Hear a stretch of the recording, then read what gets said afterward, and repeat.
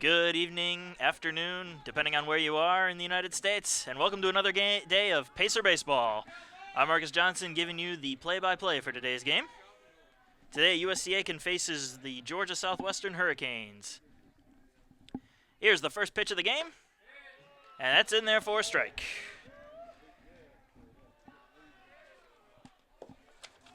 On the mound today for the Pacers is Brooks Calvo. He has an ERA of 4.74 and an 0-1 record as he delivers his second pitch just a little high for ball one. He faces Devin Newberry at the plate. He's the right fielder today for the Hurricanes with a .322 batting average. Here's the 1-1 pitch. That's going to be hit into the air to center field. Going back is Price. He's not going to be able to get to it as that one is off the wall. Price throws it in. And that's going to be a leadoff standoff double for the Hurricanes. Center fielder, number 23, Evan Alderman.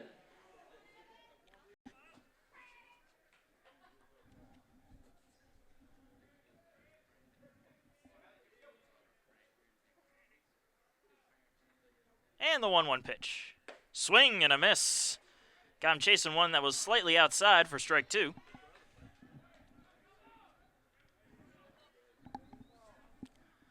1-2 the count, with one man down and a runner on second here in the first inning.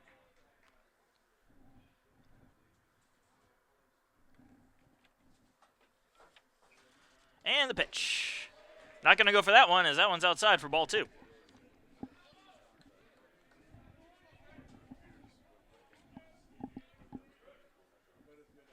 So the count is even at 2-2 here for Kranick,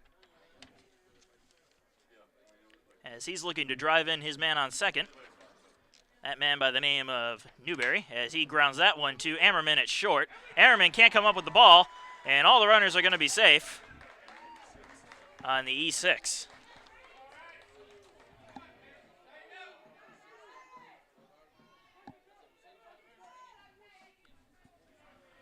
So after the E6, there's going to be runners on the corners with one out. And Dakota Long, the catcher, will step to the plate for the Hurricanes. He's batting .281 on the season.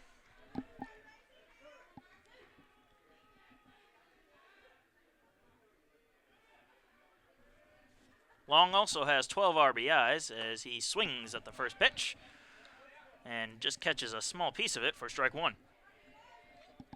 He's looking to add to his RBI count with a runner on third base and one man down. However, the runner at first base also puts the traditional double play.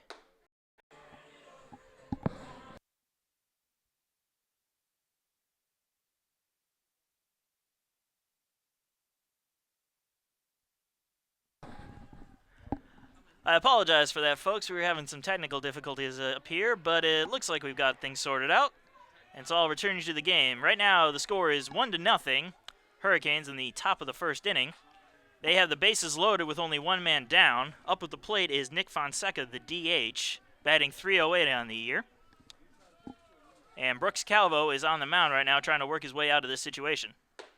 And the third pitch of this at-bat is a strike. So the count is 2-1 on Fonseca.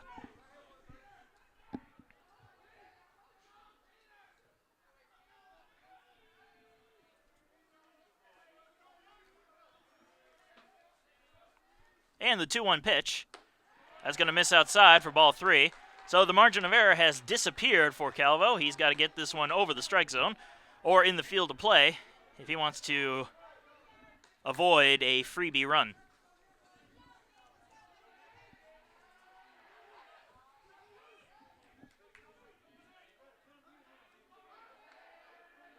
(3-1) from Calvo. Swing and a miss for strike two, and that works the count full.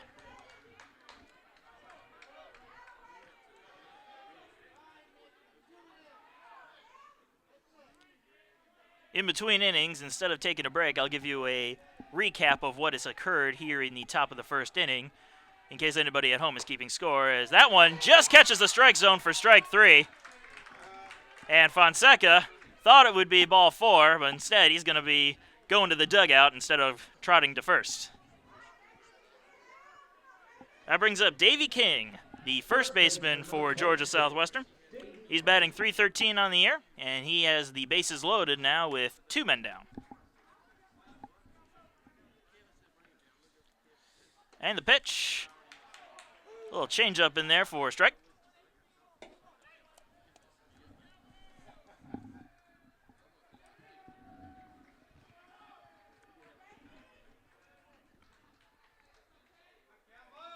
And the 0-1 pitch. Grounded towards first, Pereira fields, and he'll take it himself for the final out of the inning. So the Pacers managed to get out of this one, only giving up 1 run on 3 hits and 1 error. First man up for the Hurricanes was Devin Newberry. He had a leadoff double. He would eventually come around to score. The second man, Evan Alderman, hit into a 5-3 ground out. Alex Kranick was third man up. He reached on an error by Tyler Ammerman. And then Dakota Long came up to bat in cleanup. He hit an RBI single to drive in Newberry. Brett Burgess, the left fielder, came up after Long. He would manage to get a bunting single down the first base line.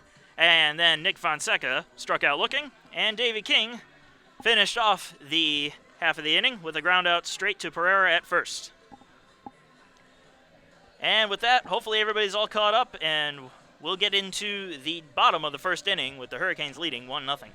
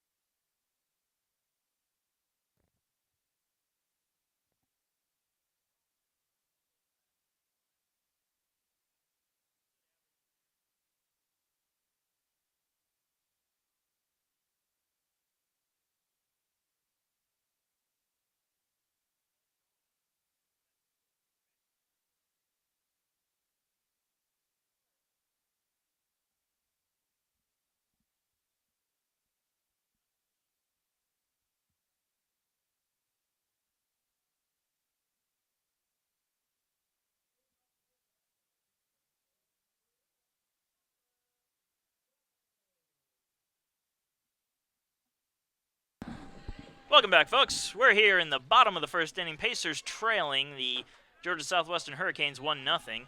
Skyler Mercado steps up to the plate for the Pacers. He's patrolling second base in this game. He's batting .306 as he fouls off that first pitch for strike 1. On the mound today for Georgia Southwestern is Jordan McIlwain. And then Schoen hits a fly ball into right field. And they're going to make the catch for the first out of the inning. A little diving catch out there. Wasn't sure if he had the ball or not, but he came up with it for a nice out. Chaz Powell now coming up for the Pacers here. Second man in the order. He's out in left field, batting .365 on the year.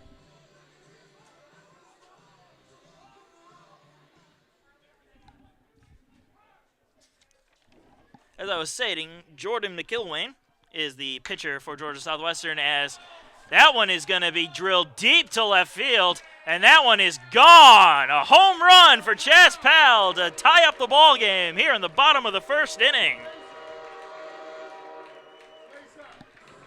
Maybe I won't be able to introduce Jordan McIlwain, as the Pacers just keep hitting every time I say his name.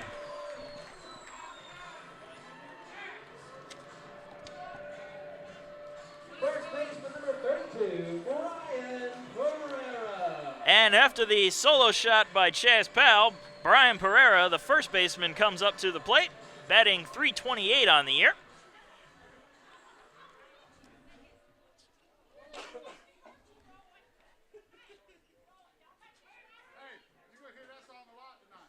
And here's the first pitch to Pereira. Catching the inside part of the plate for strike one. I'll try this again. Jordan McIlwain is the starting pitcher for Georgia Southwestern. ERA of 3.98, although that's gone up slightly as he deals the second pitch, and that's grounded to first. And he'll take it himself for the second out of the inning. McIlwain's record is 2-2 on the year, and that's all I need to do for him. Finally was able to get that out. Zach Moon now stepping up to the plate for the Pacers. He's in the DH spot, batting .412 on the year.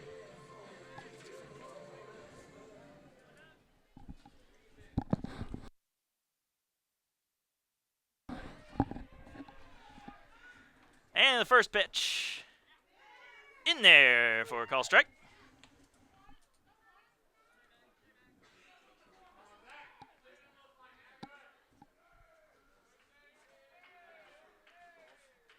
Here's the 0-1 pitch to Moon.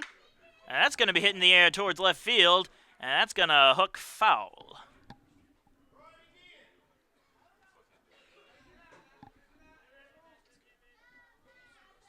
So the count is 0-2 to Zach Moon, with 2 men down here and nobody on in a 1-1 ball game.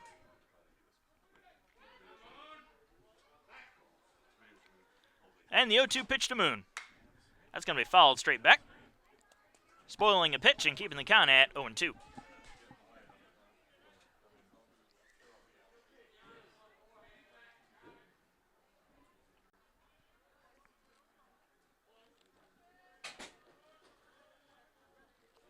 Once again, the 0-2 to Moon. That one's going to be high, trying to get him with the strikeout fastball there. But Moon didn't bite on the high fastball, and the count will be 1-2.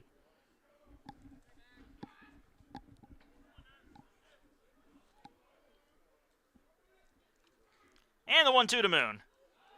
And that one's going to hit Moon, and he's going to go take his base. Curveball there, curved a little too much. And with the hit batter, Max Schoen will step up to the plate. He is batting .523 on the year, and he's also standing behind the plate as catcher.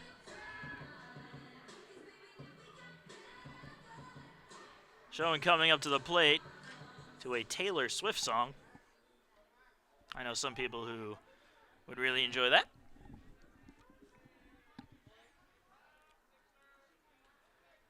So the man on first and 2 men down, Schoen, is going to hit a base hit into left field and trying to get a 2-out rally started here.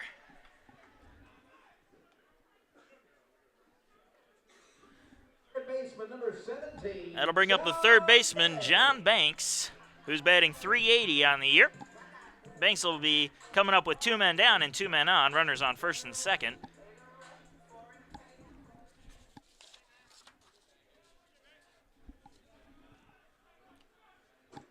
Banks doesn't have any home runs, but he does have 12 RBIs, and he's going to look to add to that with a runner in scoring position.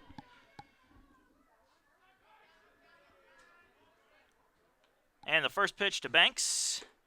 Curveball comes into the strike zone for a call strike. So the count is 0-1.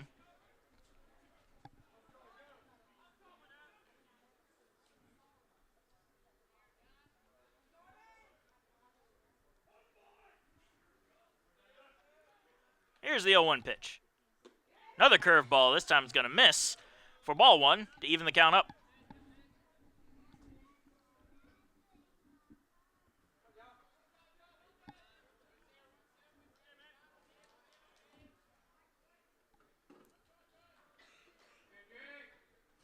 Banks awaiting the 1-1 pitch. And he's going to hit a fly ball into foul territory and out of play. That'll make the count 1-2. Moon's sitting over there comfortably at second base. Schoen is over at first base. And Banks is looking to bring both of them in with 2 men down here in the bottom of the first inning of a 1-1 ball game.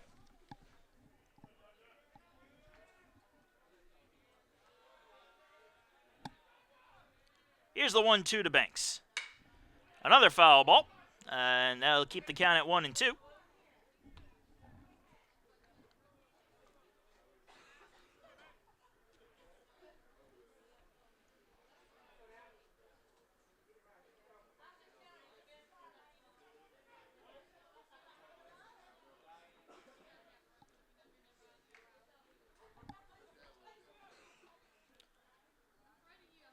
the 1-2 once again. That's going to miss outside for ball 2.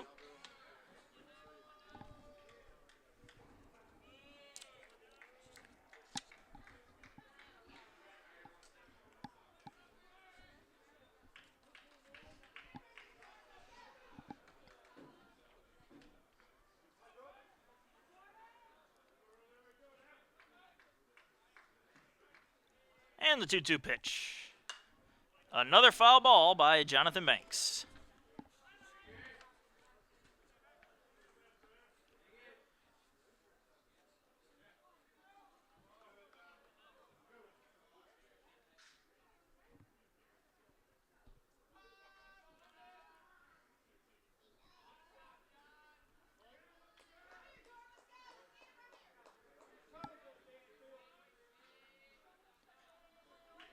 And so once again, the 2-2 pitch to Banks.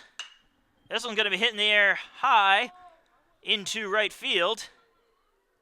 And making the catch is Newberry for the final out. But the Pacers score 1 on Chaspal's solo shot to knot up the ball game at 1 apiece as we go into the second inning by that score.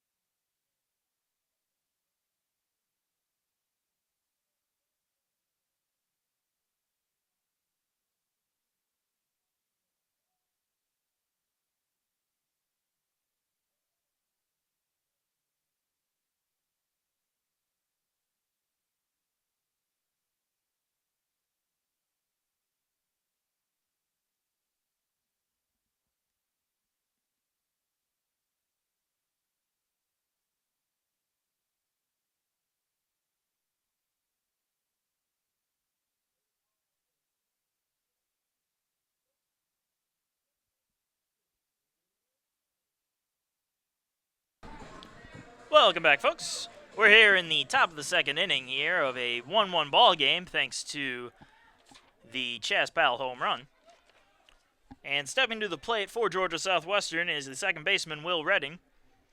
Batting average of .295 on the year.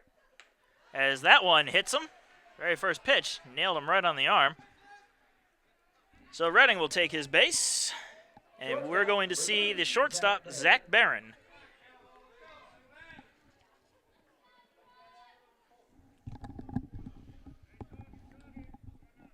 Barron's batting .404 on the year, and he's going to have a man on first with nobody out.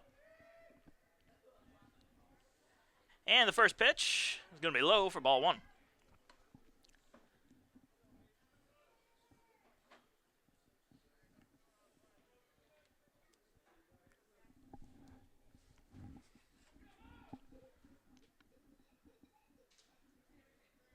Here's the 1-0 pitch.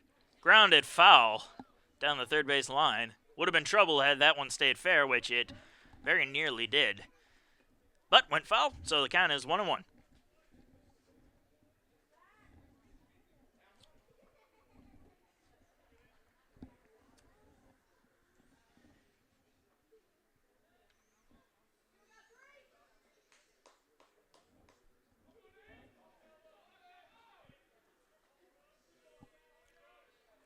Here's the 1-1. Show a bunt there. And that'll be fielded by Calvo, and he's not going to be able to field it cleanly. And everybody's going to be safe. And they're going to score that one a base hit. Right fielder number 1, Devin Newberry. And that will bring up the top of the order, right fielder Devin Newberry, who had a leadoff double and came around to score on his first time up. He now has a man on first and second with nobody out and a chance to regain the lead here for the Hurricanes.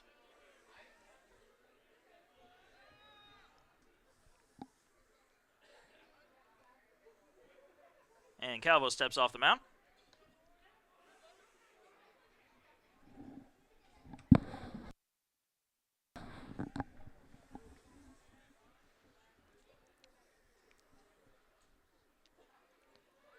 Now he sets the deal. Catches the outside corner for call strike. So the count is 0-1.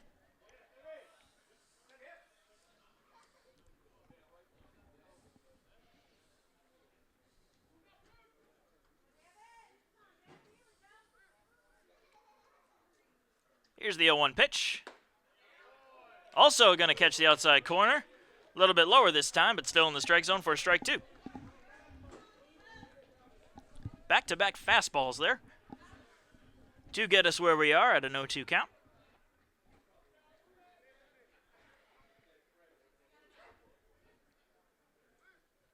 And the 0-2 pitch. Slow grounder, fielded by Schoen. The throw to first is in time for the first out of the inning. Basically a swinging bunt there as the runners advance one base.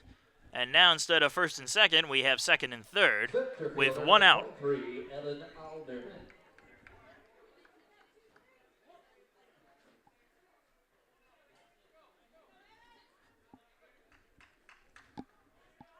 That brings up Evan Alderman, the center fielder, who grounded out his first time up. And that one's going to miss inside for ball 1.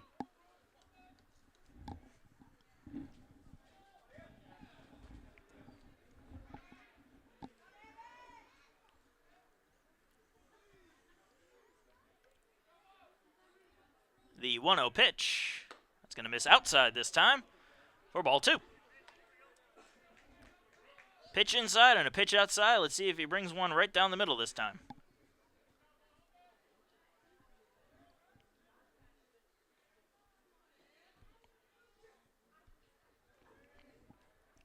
And the 2-0 pitch. And he sure did, right down the middle. Curveball or breaking ball, whichever one you want to call it, for the first strike, and the count is 2-1. Angle I had really wouldn't let me know if that was a curve or a breaking ball, so I'll leave that one up to you. And the 2-1 pitch is going to miss low and outside for ball 3.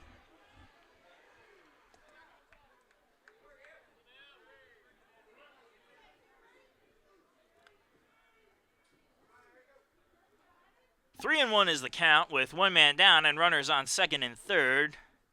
And the pitch lined and past the second baseman into center field. And that's going to score one run, and the second run comes into the plate. And Georgia Southwestern takes a 3-1 lead here in the top of the second inning on Evan Alderman's RBI single.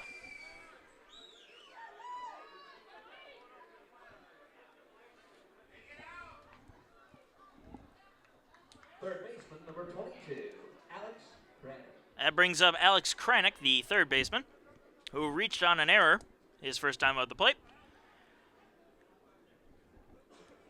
He has a runner on first with one man down, and they're going to check on that runner at first, who will be safe. His team leads 3-1 now, and another quick check on first base, trying to catch him sleeping there. But Alderman shows that he is fully awake.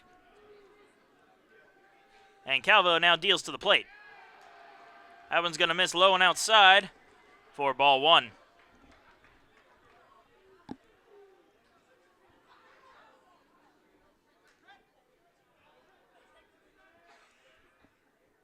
And the 1-0 pitch. And that one's going to catch the outside corner. and will be called a strike regardless of the check swing. Evens the count up at 1-1. And another quick check on first, and Pereira doesn't even catch the ball, but doesn't go too far away from him. So no harm, no foul.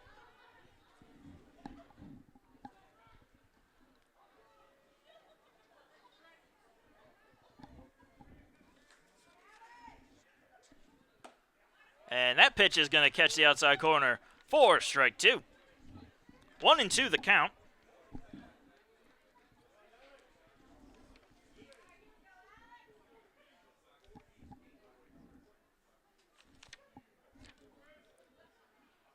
The 1-2 pitch. That's going to be a blooper. Line drive, into right field. And he's going to try to stretch this one into a double, which he will do successfully. So a double for Alex Kranick will move his man over, will move Alderman over from first base to third. And bring up Dakota Long, who had an RBI single back in the first for his first at-bat. And he'll have an opportunity to do that again with runners on second and third.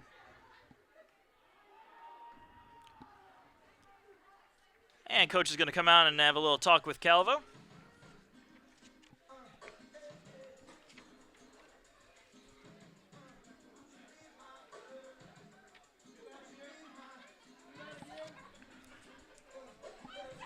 While they're having their meeting on the mound, Pacers come into this game with a 12-3 record, 11-1 at home, 1-2 away, and a conference record of 7-2.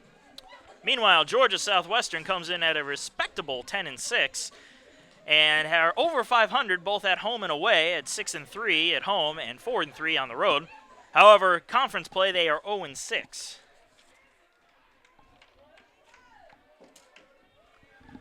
So after the meeting, Dakota Long steps in and awaits the first pitch from Calvo. Swing and a miss for strike 1.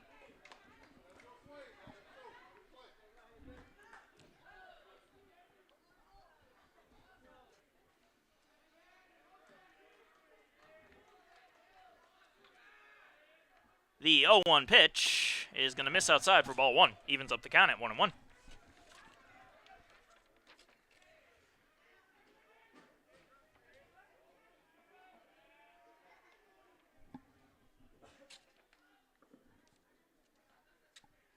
And here's the 1-1 pitch. That one's also going to miss outside for ball 2. 2 balls, 1 strike, 1 out. Man on second, man on third. And Long at the plate. His team leads 3-1 here in the top of the second inning.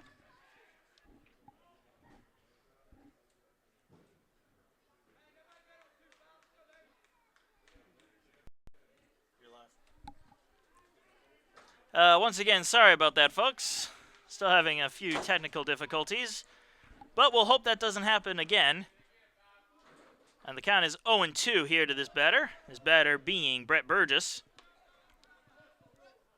As that pitch misses for ball 1. So the count is 1-2. The only thing you missed was a Dakota Long strikeout to give Georgia Southwestern 2 outs in this top of the second inning. Score remains at 3-1. And here's the 1-2 pitch. Fouled off, spoiling a pitch, keeping the count at 1-2.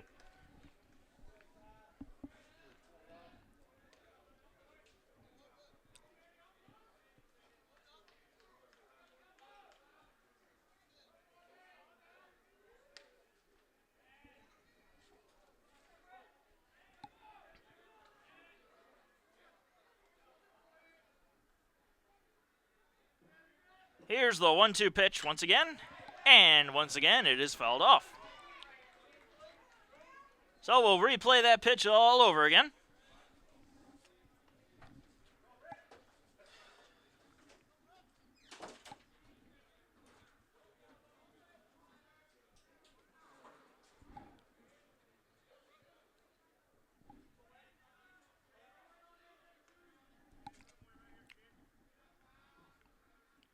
Here it is, and that one's going to be grounded to second base. The throw to first in time for the final out, but Georgia Southwestern manages to regain the lead and a little bit more as they lead the Pacers 3-1 as we go into the bottom of the second inning.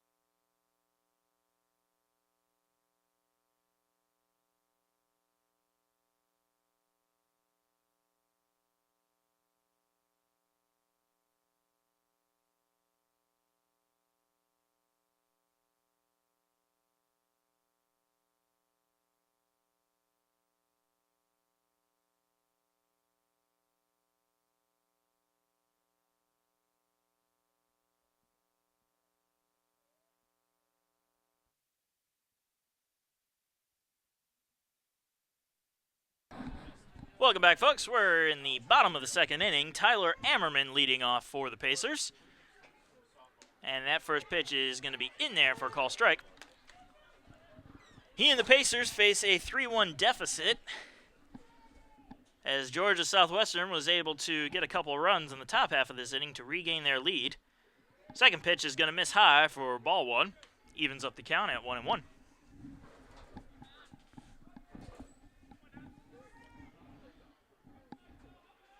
Ammerman is batting .208 on the year. And here's his 1-1 pitch. That one just going to miss the strike zone. For ball two. So 2-1 the count to Ammerman.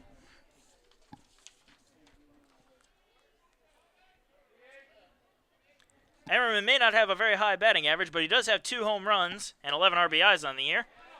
As that pitch catches the outside corner for strike two, evens the count up once again.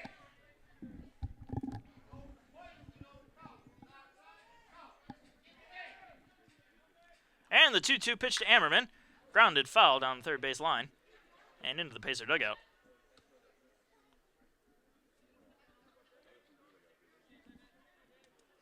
So 2-2, the count will remain.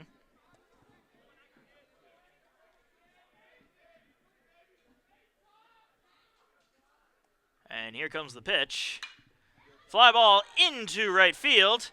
And a nice diving catch out there by Newberry. An excellent diving catch. Don't care what the team is, you got to give them respect when they make a good play. And he just made his second good play of the game as he made a diving catch back in the first inning.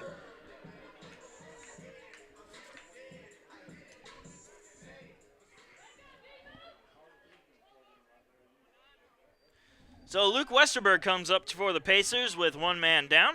He's batting .219 on the year. That pitch is going to catch inside for strike one. Westerberg is out in right field today for the Pacers. And the 0-1 pitch. Another curveball. That one's going to miss, though, for ball one, evening the count up at 1-1.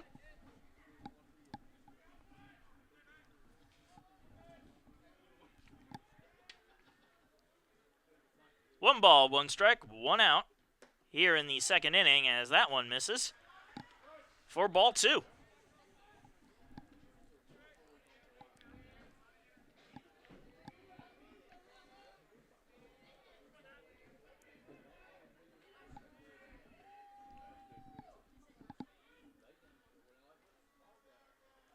And here's the 2-1 pitch, fouled back for strike two.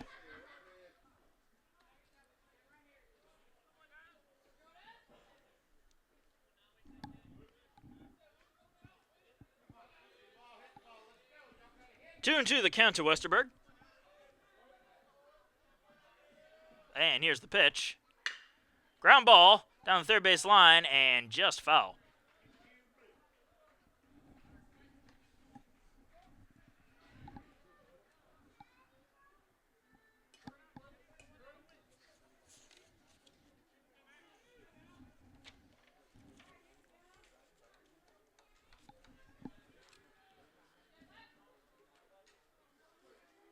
Once again, the 2-2 pitch to Westerberg.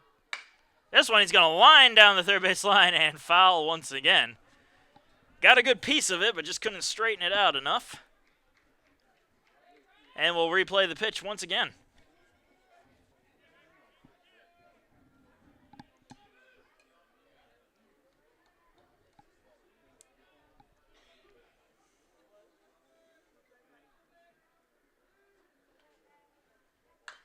And he's going to ground that one foul into the Pacer dugout, and everybody ducks for cover there.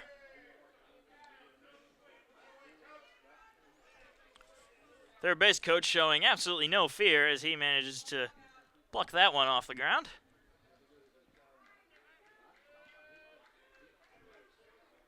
And the 2-2 once again. High fly ball into foul territory down the right field side and out of play. Good at bat by Westerberg. He's seeing the ball and making some contact, but he hasn't been able to straighten one out yet. And he's waiting for that pitch, which he can.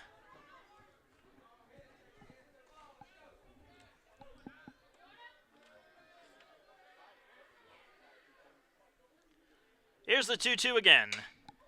He straightens this one out, but it's a high fly ball into right field. And Newberry will make the catch for the second out. Center fielder number 1, Mitchell Price. That brings up Mitchell Price, who's at center field today for USC Aiken. A decent batting average of .286 is what he has coming into this game. And he faces nobody on and 2 men down here in the bottom of the second inning in a 3-1 ball game. Here's the pitch. I saw a curveball in there for strike one. So the count is 0-1 to Price.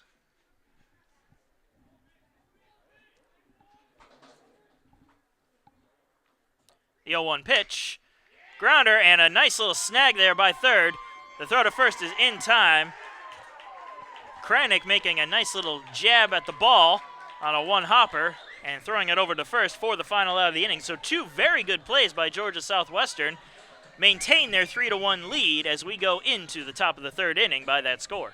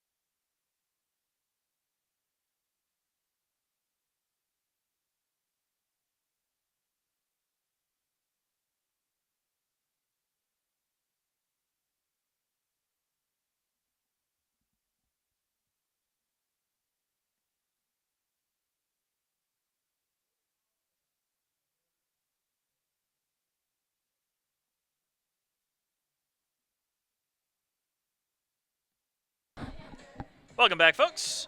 We're here in the top of the third inning. Georgia Southwestern leading USC Aiken 3-1. And Nick Fonseca comes up, the DH, who struck out looking his first time up at the plate. And he's going to foul that first pitch off for strike one.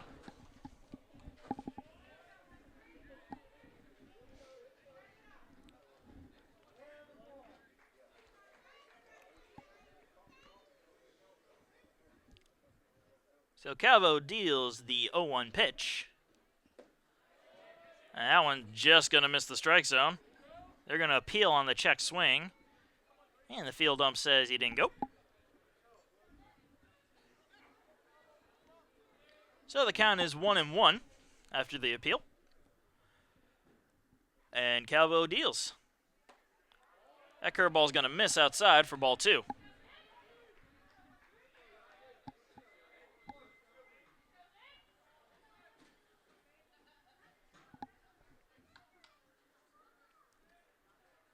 And the 2-1 pitch. Fastball going to miss high and outside for ball 3.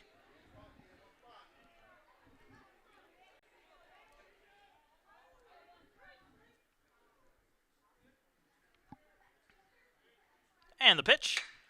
A liner into center field. Price coming on and will not make the catch. He'll drop that ball. So a very hard hit liner into center, and that's going to be marked an error. Although if I were Fonseca, I'd take that as a hit for myself because he hit that one hard. So a runner will be on first after the E8. And that'll bring up Davey King, the first baseman. He grounded out his first time up, and he's going to swing and miss at that one for strike 1.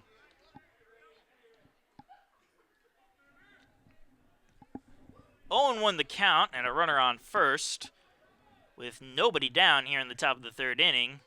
Hurricanes leading the Pacers 3-1. Second pitch is going to miss outside for ball 1.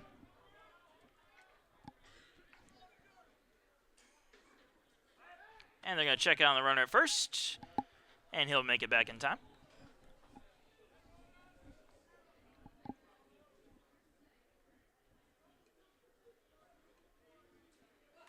And the 1-1 pitch. That's going to be fouled off. Could have been trouble had he straightened that one out, but it was going foul in a hurry.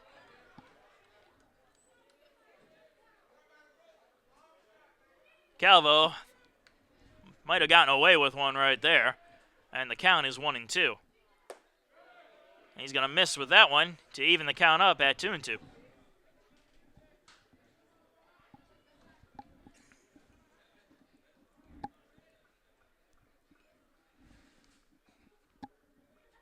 Calvo deals. That one's going to be another little foul ball to keep the count at 2-2.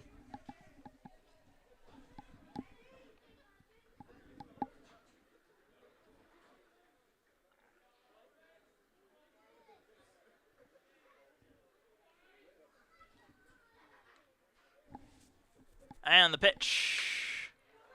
It's going to ground foul.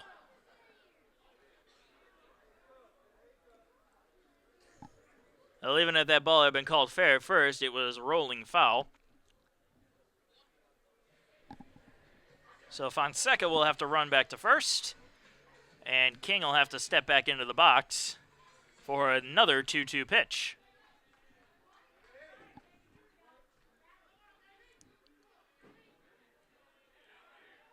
And the pitch from Calvo, and that's going to hit him. That hits King, and he's going to take his base. The second hit batsman for Georgia Southwestern today.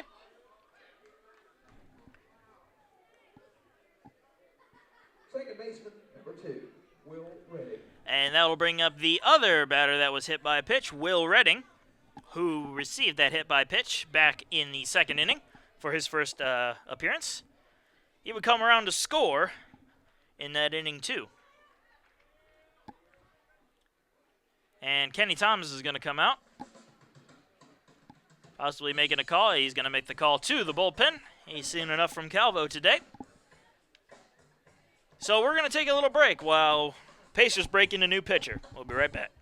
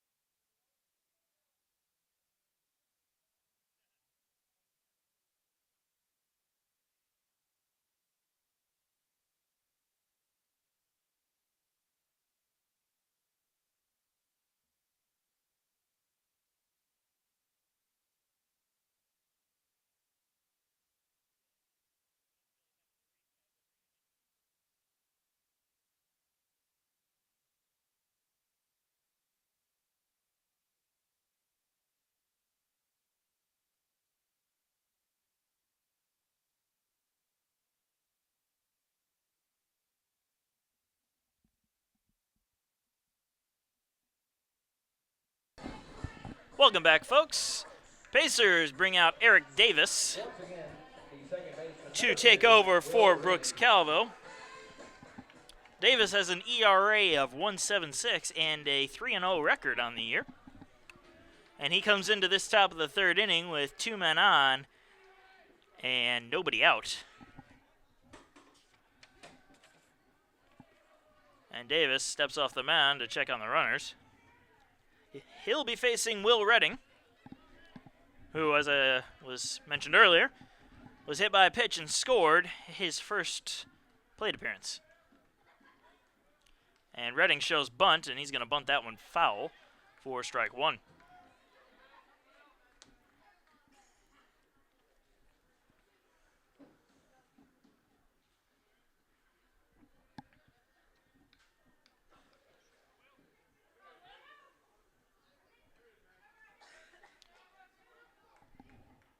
Redding steps back into the box and awaits the 0-1 pitch from Davis.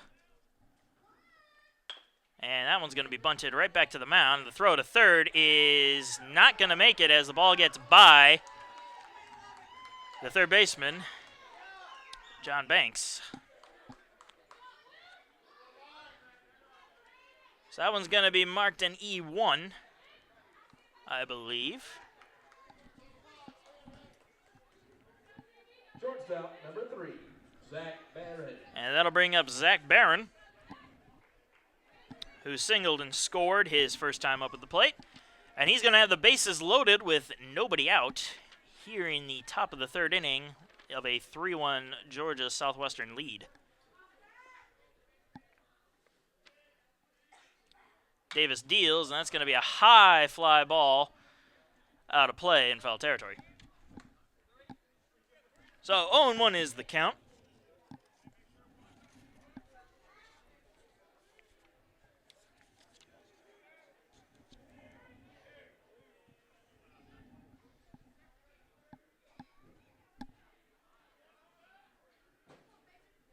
Davis deals the 0-1 pitch, which is going to be high for ball one.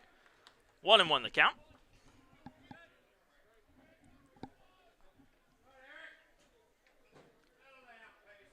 Davis looking to get the Pacers out of a very difficult situation here with the bases loaded and nobody out.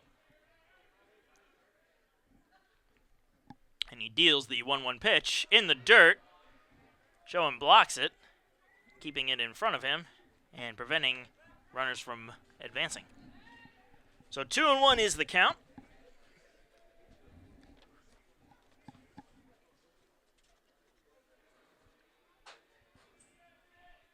Two-one pitch, also going to be in the dirt. A nice little block there by Schoen to keep that one from getting by him.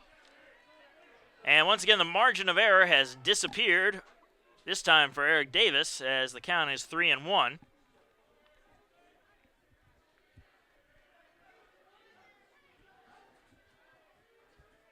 And the 3-1 pitch is going to be fouled straight back. And that'll make the count full.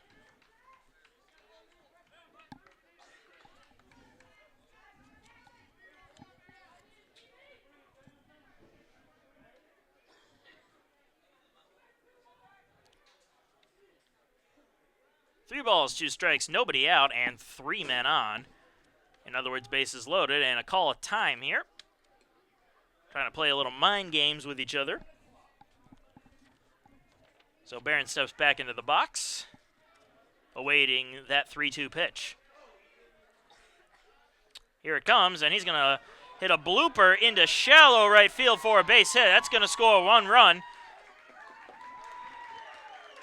And that'll give Georgia Southwestern a 4-1 lead on the base hit by Zach Barron.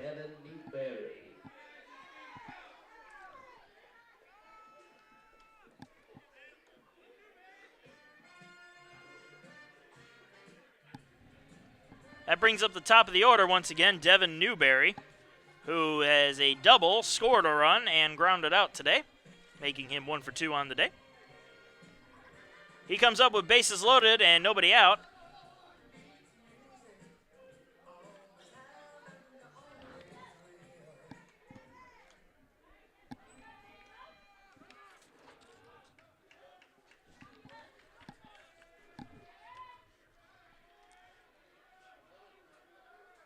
And here's the pitch.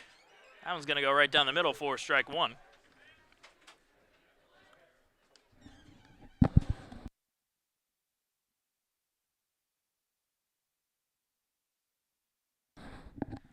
And the 0-1 pitch.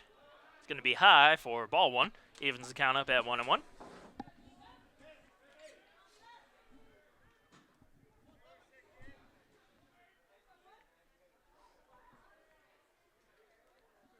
Davis deals the 1-1 pitch, which is going to fall in there for strike two, making the count 1-2.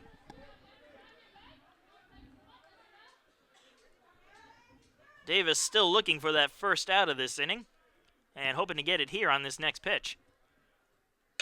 That's going to be grounded to Mercado, and he's going to flip it to short, and everybody's once again going to be safe. A tough play. Nice job, though, by Mercado to get to that ball. Just wasn't able to flip it to Ammerman in time. But you got to give him a hand for the effort. But the run will score on the base hit and increase Georgia Southwestern's lead to 5-1.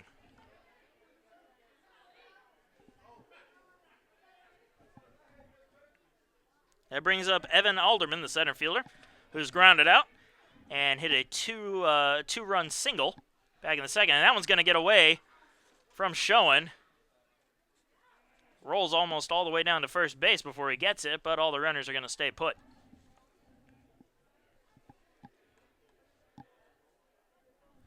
Bases are still loaded with nobody out here in the top of the third inning of a 5-1 ball game.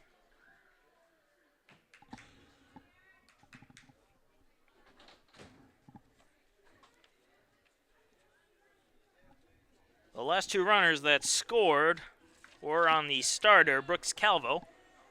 And all of these runners are going to be on Eric Davis. And he's hoping that he can get out of this without any of them making it to the plate.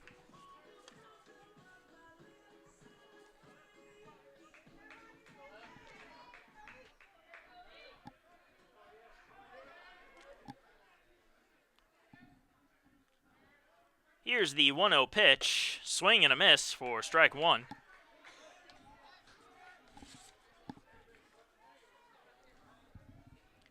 Count now even at 1-1. To Alderman. And the 1-1 pitch. Just going to catch the strike zone there for strike two, making the count 1-2.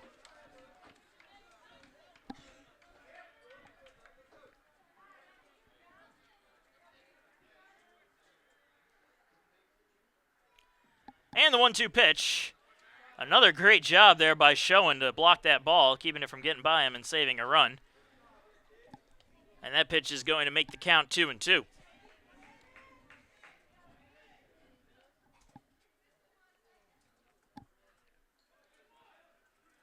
Davis deals the 2-2 pitch, which is just going to be high for ball three, making the count full.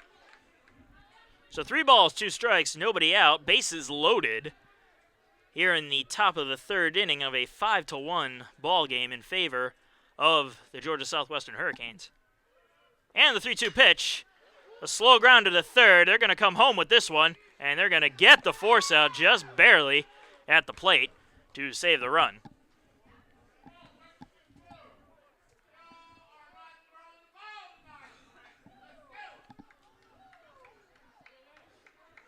So showing a bit of flexibility behind the plate, and when it comes to in the field as well, as he had to make a nice stretch there to get that force out at the plate.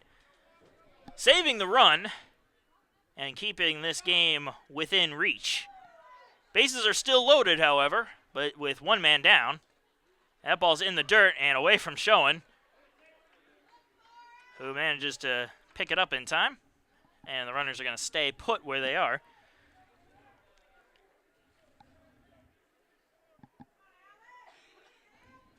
And Alex Kranick is the batter, who reached on an error in the first inning and doubled in the second inning. He faces a 1-0 count, bases loaded and 1 out. Fastball is going to miss the strike zone. And hear the crack on the glove from up here. And the count is going to be 2-0.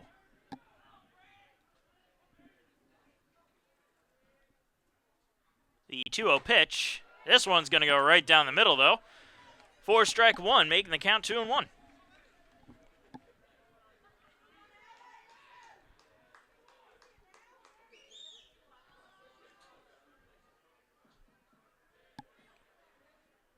Davis deals the 2-1 pitch.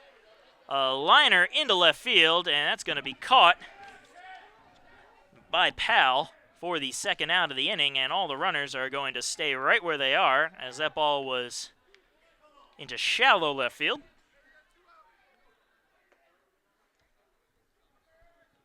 So the score will remain 5-1. The bases will remain loaded, but the outs are now 2. The catcher, number 29, Dakota Law. That brings up Dakota Long, the catcher. RBI single in the first and a strikeout in the second. And here's his first pitch, which he's going to ground to Ammerman at short. Ammerman throw to third is in time for the final out. So the Pacers only give up 2 in this top half of the inning, but that 2 is going to make the score 5-1 in favor of Georgia Southwestern. And Pacers are going to be looking to cut that lead down or get rid of it entirely as we go into the bottom of the third.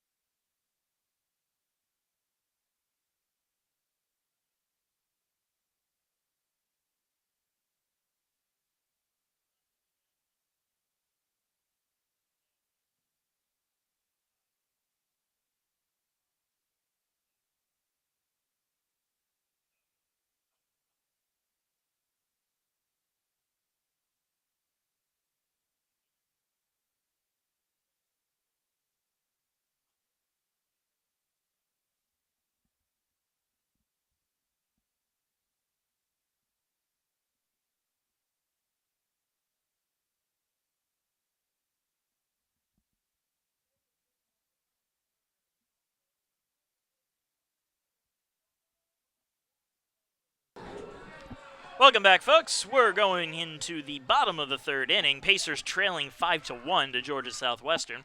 Skylar Mercado at the plate, and the first pitch is going to be in the dirt for ball 1. Mercado flew out to Newberry out there in right field, who made a nice diving catch to start off the game defensively for the Hurricanes. That second pitch is going to be in there for a call strike. Evens the count up at 1-1.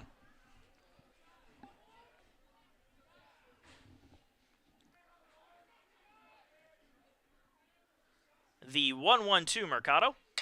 He's going to line that one into the gap in right center field there, and right fielder's going to slip up a little bit there. So Mercado's going to make it into second.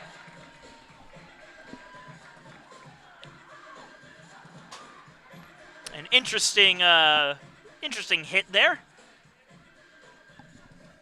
as Newberry, who's been very good on defense, slips up in the grass, allowing Mercado to reach second. And they're going to go check on him. He's looking a little shaken up on that play.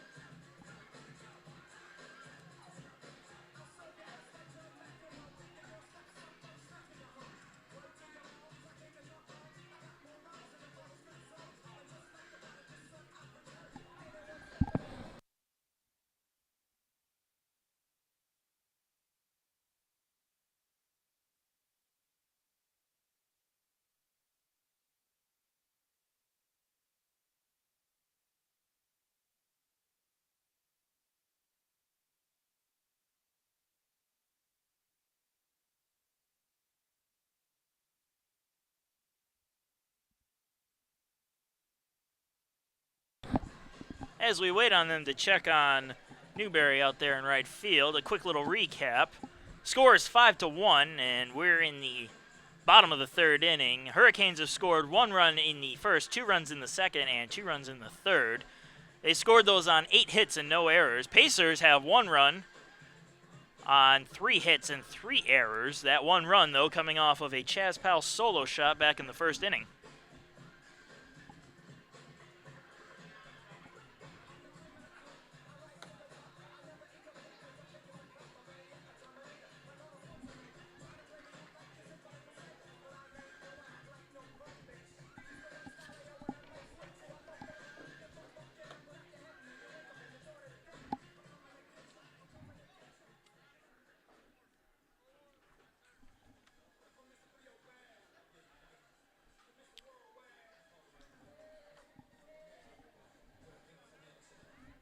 And they're walking Newberry back to the dugout.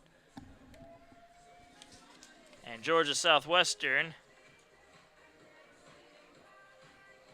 is going to send out a replacement. Your attention, please, Pacer fans, now to right They send field. out number 4, Aaron Crow, to replace Newberry. Southwestern.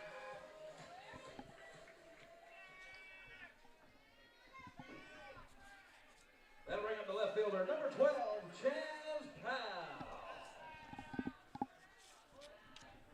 So Chaz Powell now stepping to the plate, who has the only Pacer run today in the form of a solo home run. He's got Mercado at second, and he shows bunt, and manages to pull back in time for ball 1.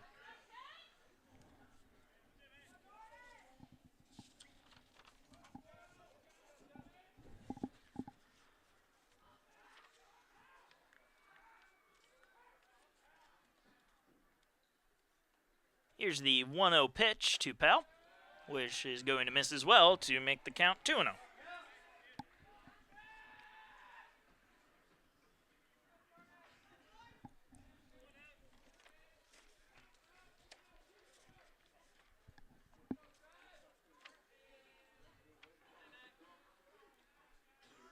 The 2-0 pitch, catching the outside corner for strike 1.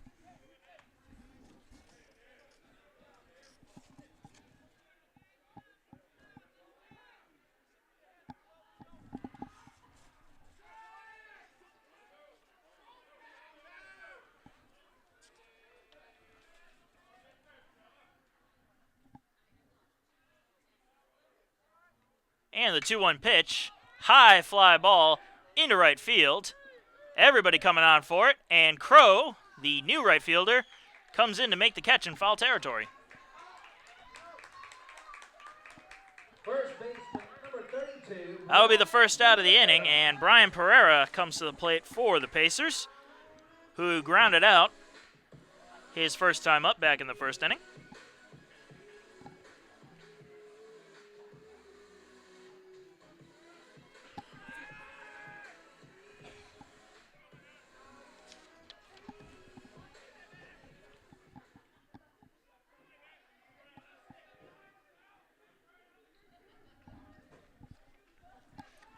So Pereira steps up to the plate with a runner on second base and 1 man down.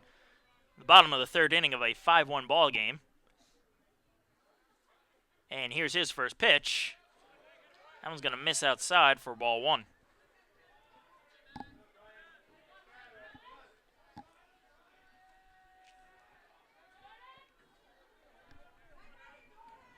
So 1-0 the count to Pereira.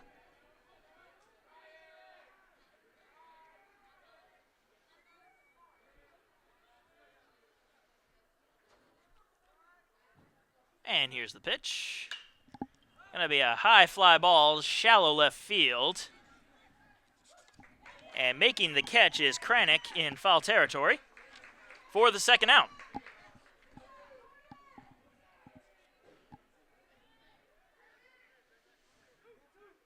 Designated hitter, number 14. That brings up Zach Moon, the DH, who was hit by a pitch on his first plate appearance in the first inning. Managed to make it to second base, but was unable to come in. And he faces a man on second with 2 men down here in the bottom of the third inning.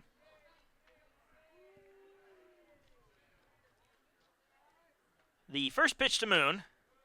That's going to miss outside for ball 1.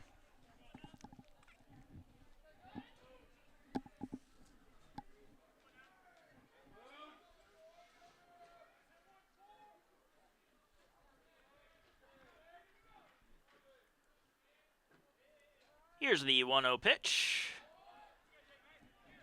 Curveball that didn't quite curve down enough, and that'll be ball 2.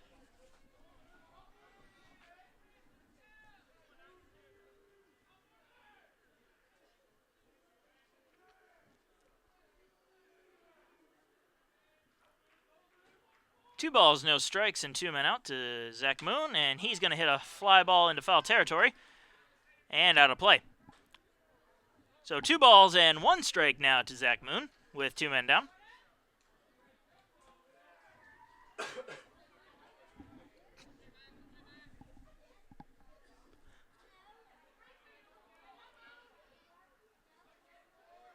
Moon digs in and awaits the 2-1 pitch.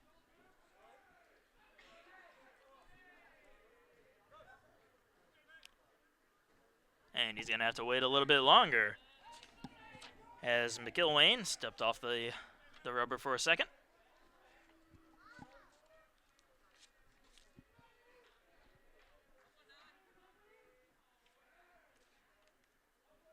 The 2-1 to Moon. Swing and a miss. Got him with an off-speed pitch there, and the count is even at 2-2.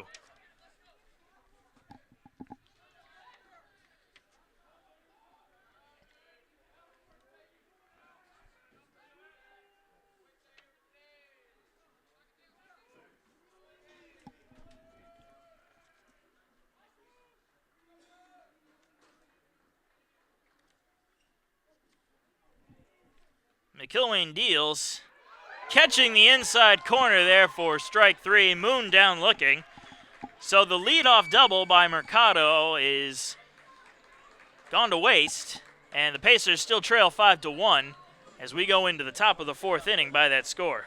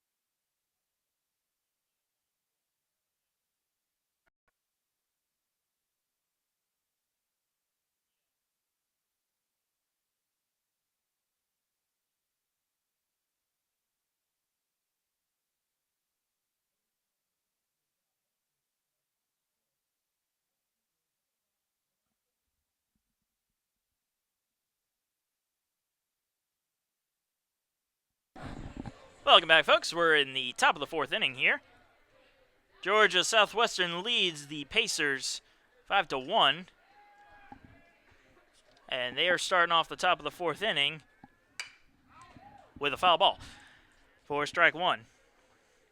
Leading off is Brett Burgess, the left fielder, who singled back in the 1st and grounded out in the 2nd.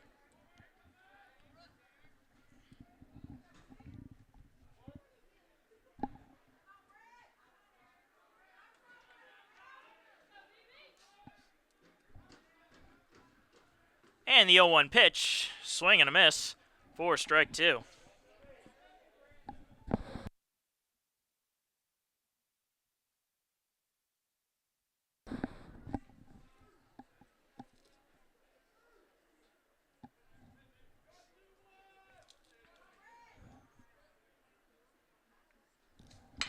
That's grounded right back at Davis. Bounces off his glove to Ammerman, who rockets it down to first, but not in time. So Burgess will reach on what I can assume will be a base hit.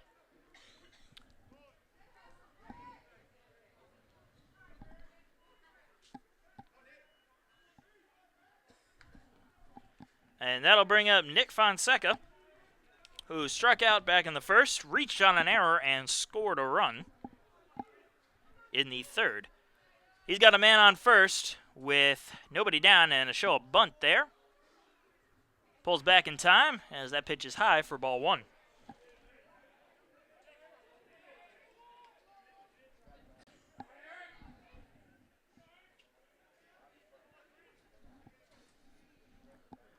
And a check on the runner at first. Makes it back in time.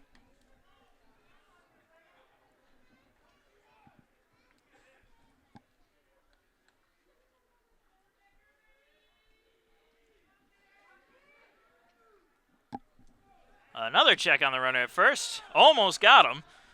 But he managed to dive back in time, so Burgess will be safe.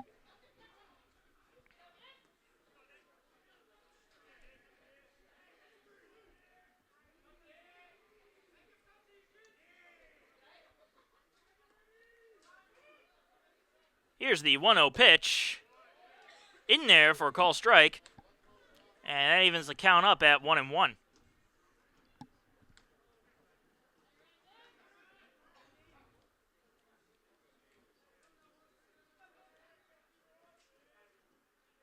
And another check on the runner at first. Davis really trying to get him over there. As a lefty, he's got a better chance at doing that. Mainly because he doesn't have to step off the rubber before he throws. And he almost balked there as he stepped a little bit towards home plate. But but he's not called on it. And the count is still 1-1 to Fonseca. And now the count will change to 1-2 as Davis finally deals to the plate.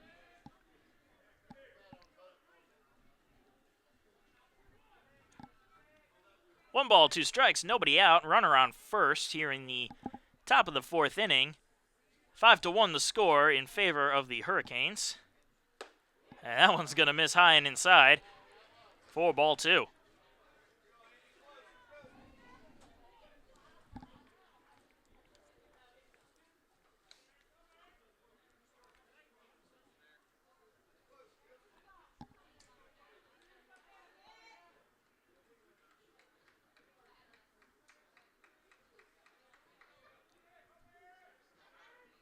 And the 2-2 pitch.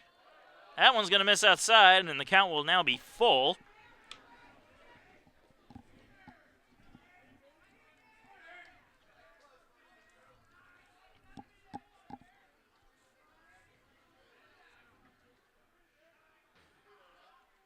And the 3-2 pitch for Davis.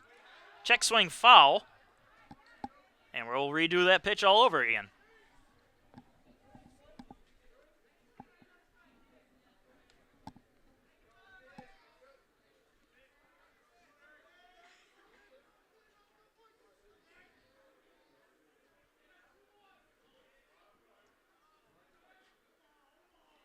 Once again, the 3-2.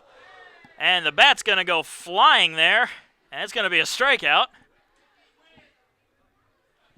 Pretty safe to say that he swung on that pitch. As the ball traveled all the way down to first base. Not the ball, the bat traveled all the way down to first base.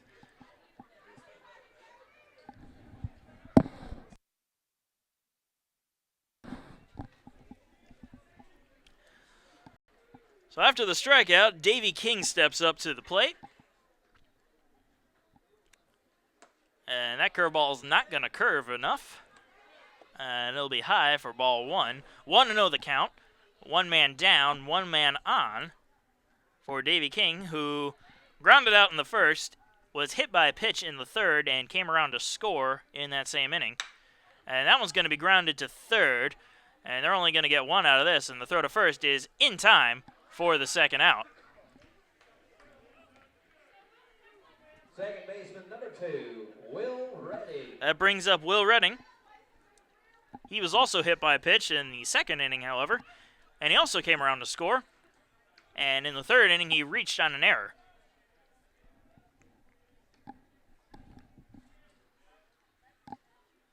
He's got a runner on second, with and down, in a 5-1 ball game.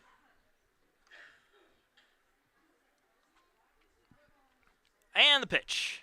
Swing and a miss for strike one.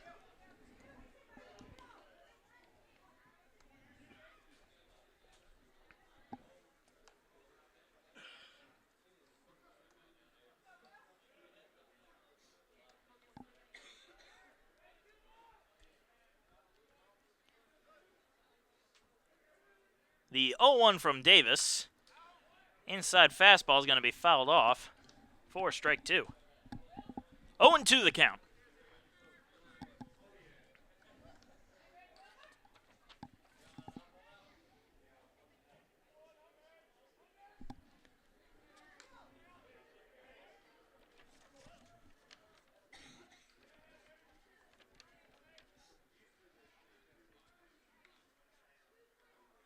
And the 0-2 pitch. Gonna miss for ball one. Showing with some impressive play behind the plate, keeping that ball in front of him. He's probably saved a couple of runs today.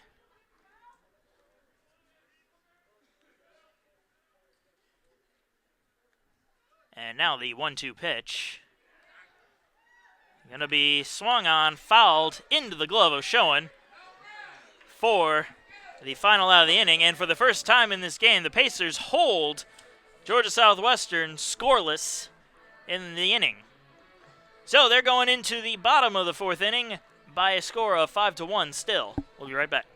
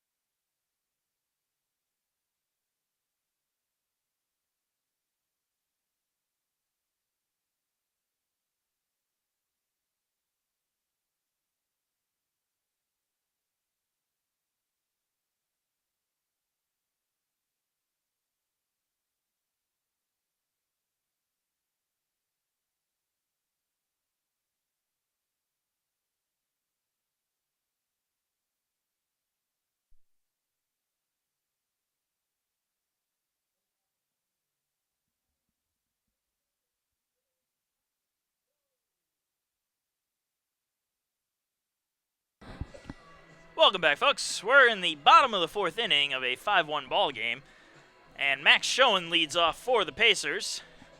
He singled back in the first inning for his first at-bat.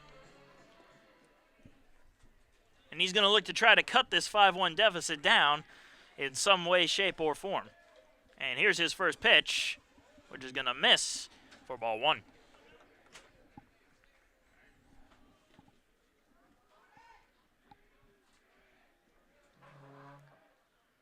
And the 1-0 pitch, line fouled on the third base line. Again, some good contact, just not enough on it to put it into the field of play.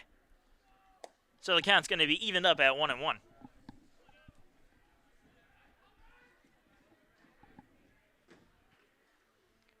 And the pitch, swing and a miss for strike two, making the count 1-2.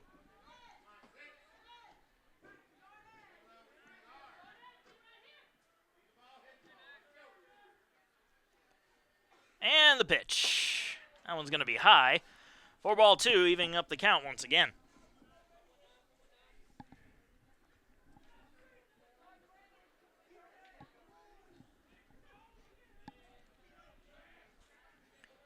And the 2-2 pitch to Schoen is going to be hit in the air to left field.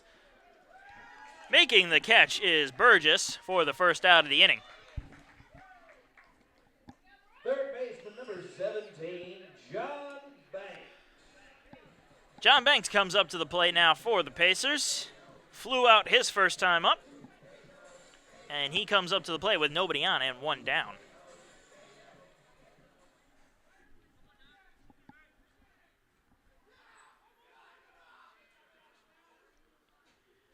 And the pitch to Banks.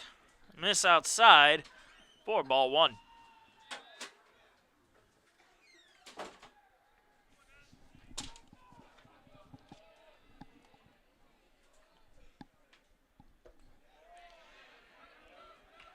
That pitch is going to miss as well for ball two.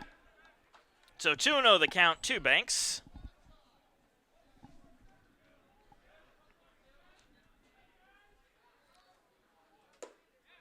Just going to catch the outside corner of the plate there for strike one, making the count 2-1.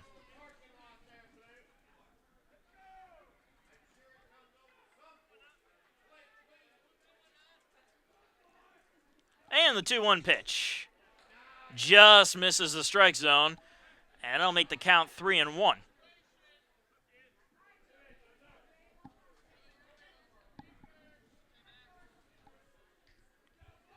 Three balls, one strike, one man down, and nobody on for John Banks.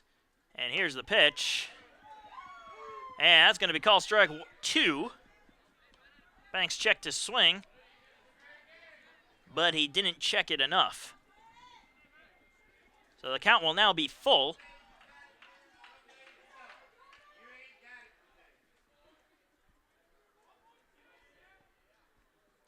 And the pitch. Inside for ball four, and Banks will take a walk on down to first.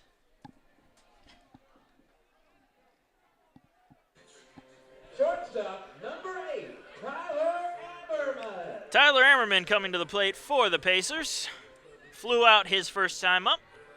He's going to have a runner on first and one man down here in a 5-1 ball game. Pacers looking to try to cut this lead down, as they've managed to stop Georgia Southwestern from scoring in the top half of this inning for the first time today. And that ball's going to miss for a ball.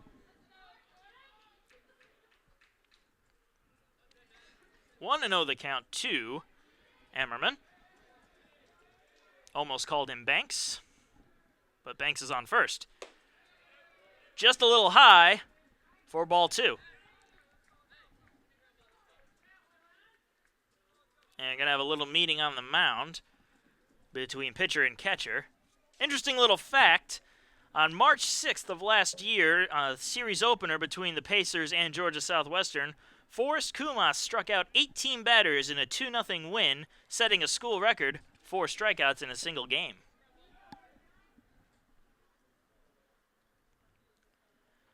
And we're ready to get back to baseball here. 2-0 the count to Ammerman. Just going to miss the corner there for ball three. 3-0 the count, with Banks sitting comfortably at first. Though not too comfortable, I'm sure he'd rather be at one of the other bases or even come all the way back around to the plate. And the 3-0 pitch, and that one is going to miss. And walking will be Ammerman on 4 straight pitches. So back-to-back walks will bring up Luke Westerberg, who also flew out on his last time up. And he's going to have runners on first and second with one man down, and there's going to be a little meeting on the mound.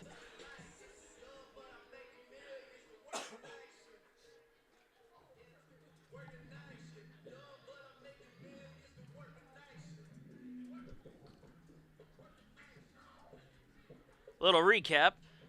The Georgia Southwestern Hurricanes have 5 runs on 9 hits and no errors. Pacers have 1 run on 3 hits and 3 errors. That 1 run coming off of Chas Powell's solo shot back in the first inning.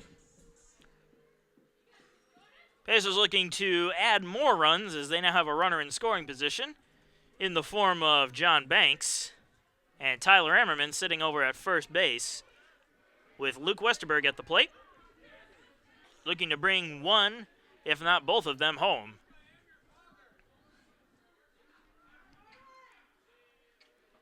And the pitch. A high fly ball into right field. Going back is Crow, making the catch, and the runner at second, Banks, will tag over to third base. So the Pacers will have runners on the corners with 2 men down here in the bottom of the 4th inning. Center fielder number 1, Mitchell Price. That brings up Mitchell Price, the center fielder. Grounded out his last time up, which was also his first time up. And he's going to have a runner on third with 2 men down, but also a runner on first.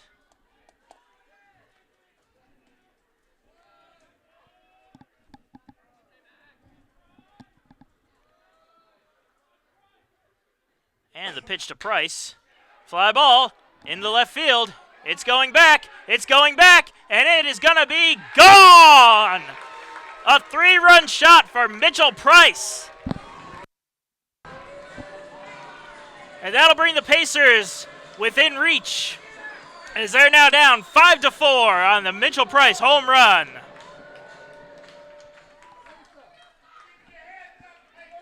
Second baseman number 11, Skylar Marcano.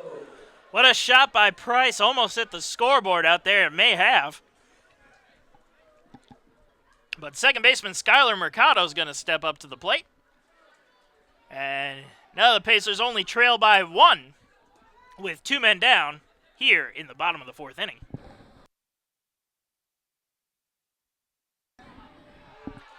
First pitch in there for a call strike.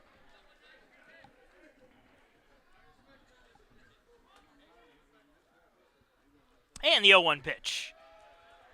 That one's going to miss for ball 1. 1-1 the count.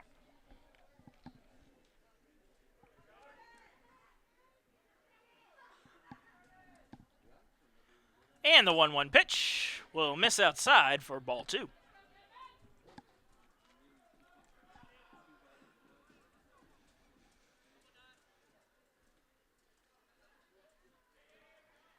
Here's the 2-1 pitch. That one's also going to miss for ball 3.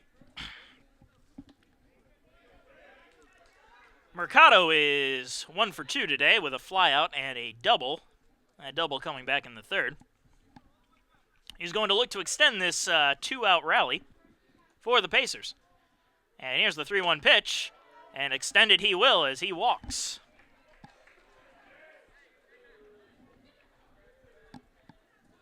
Left fielder number 12, Chaz Powell. And Chaz Powell, who has the other Pacer home run today, will step up to the plate with 2 men down and a runner on first.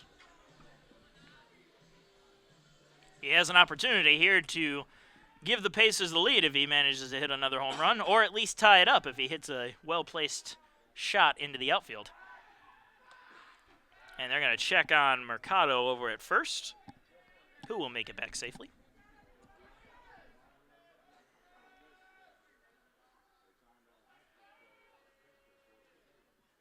And another check on Mercado.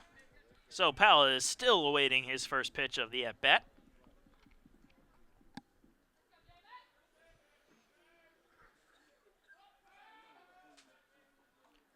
And finally a pitch to Powell, and that's going to be over the plate for strike 1.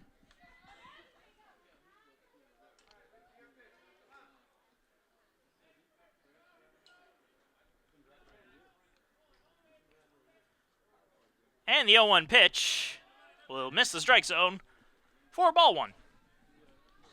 Evens the count up at 1-1.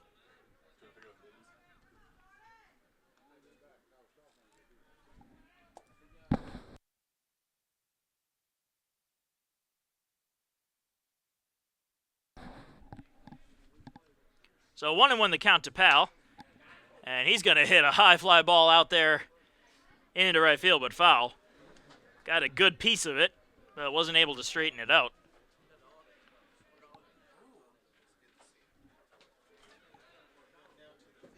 So 1-2 the count to Powell.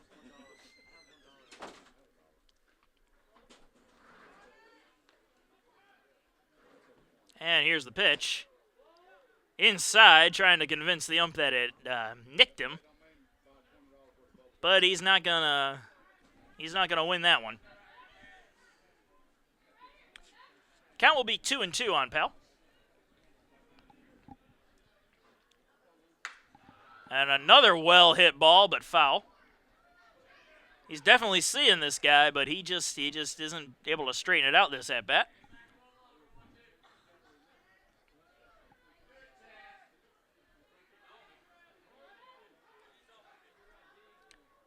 Once again, the 2-2 pitch to Pal.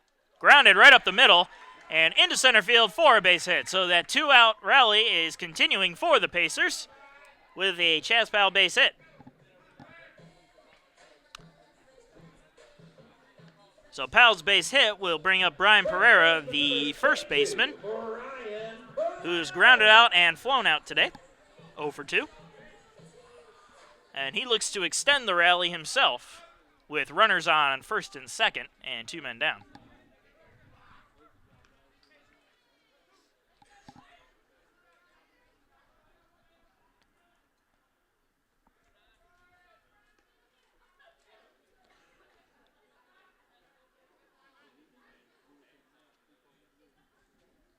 The Pacers have runners on first and second with 2 men out in a now 5-4 ball game after the 3-run home run by Mitchell Price.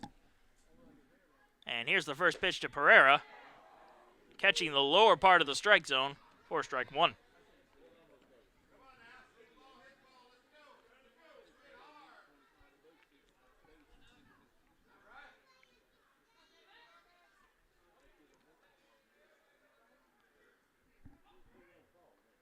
The 0-1 to Pereira. That one's going to miss outside for ball 1. Evening up the count at 1-1.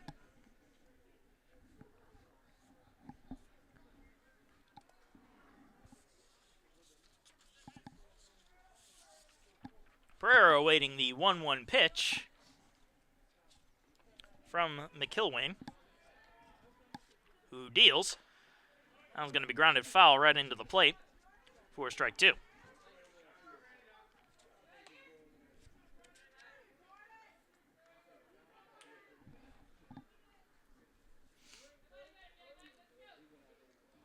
One ball, 2 strikes, 2 men out and 2 men on here in a 5-4 ball game in the bottom of the 4th inning.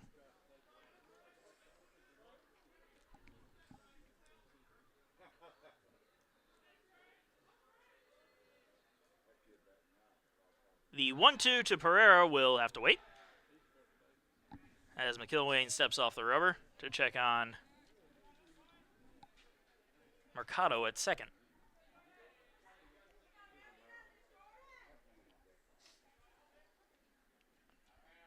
Now the 1-2 is going to miss outside for ball 2 to even the count.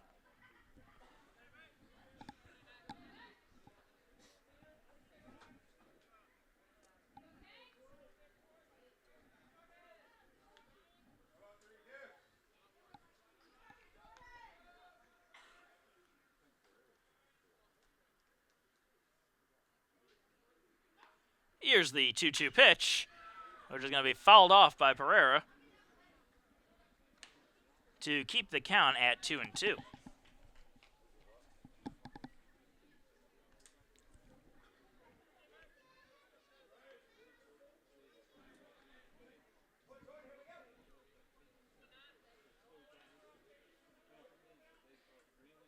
Two balls, 2 strikes, 2 out, and 2 on for Pereira. In the bottom of the 4th inning, here's the pitch. That one's going to miss outside as well, and now the count is full. Good at bat by Pereira to make McIlwain pitch to him.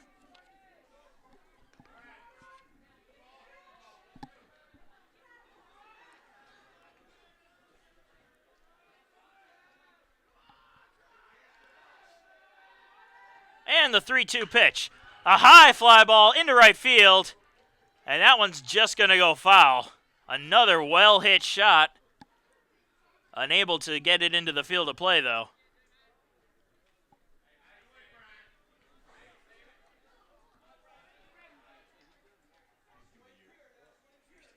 So the count will remain 3-2 as Pereira is just toying with the crowd here with that foul ball. And the pitch. Grounded just foul down the first base line. Would have been trouble had it stayed fair, but it just barely went foul. So once again, the count will stay at 3-2. And the runners are going to have to make their trek back to their bags.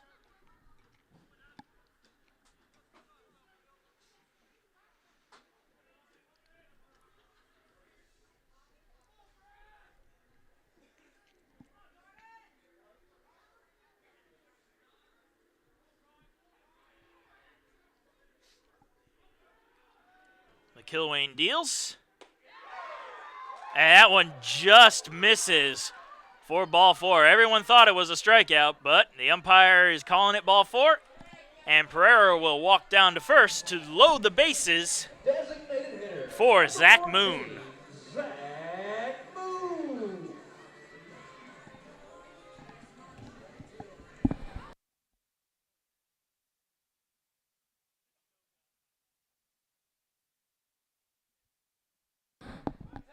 So Moon steps to the plate, hit by a pitch his first plate appearance, and struck out looking his second time up. And they're going to have a little meeting on the mound here. And they're going to make the call to the bullpen. So while Georgia Southwestern breaks in their new pitcher, we'll take a little bit of a break. Pacers are down, but they may rally with the bases loaded here in the bottom of the 4th inning. They're down 5-4.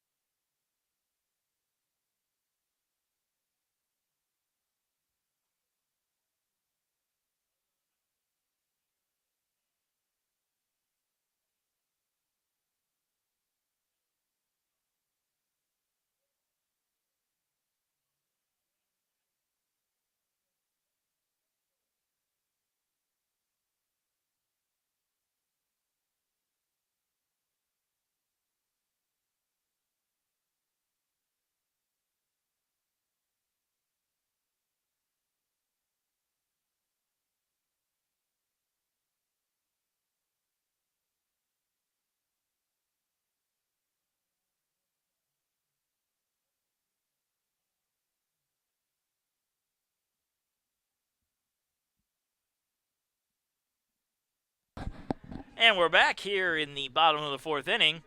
Pacers trailing 5-4 with 2 men down, bases loaded, and Zach Moon at the plate. Georgia Southwestern goes to their bullpen and pulls out Matt Hubbard. And his first pitch is going to be a grounder down the third base line. Grab by third. Throw to first is going to be in time for the final out. So, 1 pitch, 1 out for Matt Hubbard to get them out of the jam. But the Pacers do manage to cut the lead down to 1 as we go into the top of the 5th inning. Pacers trailing 5-4.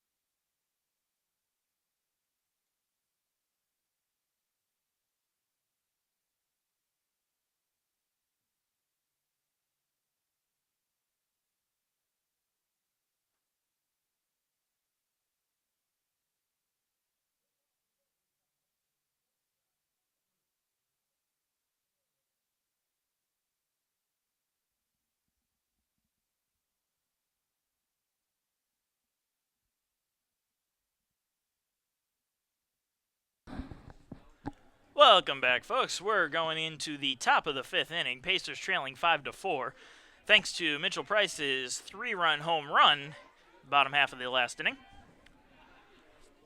Leading off for the Hurricanes is the shortstop, Zach Barron. 2 singles today to his name, with one of which being an RBI single, and on the other, he came around to score. That first pitch is going to miss for ball 1.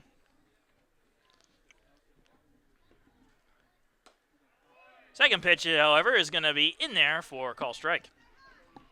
Even count at 1-1.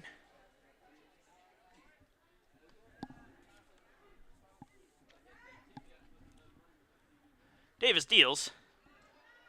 And that one's going to miss for ball 2. 2-1 the count.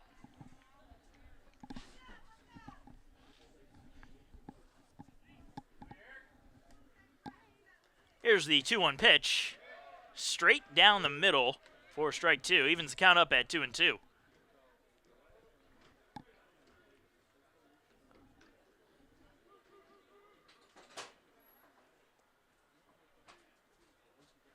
The 2-2 pitch is fouled off and out of play. Spoiling the pitch and keeping the count at 2-2.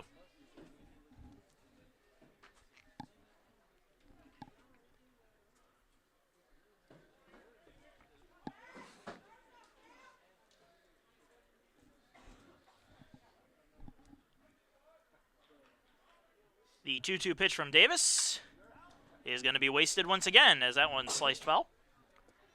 And we're going to keep that count at 2-2.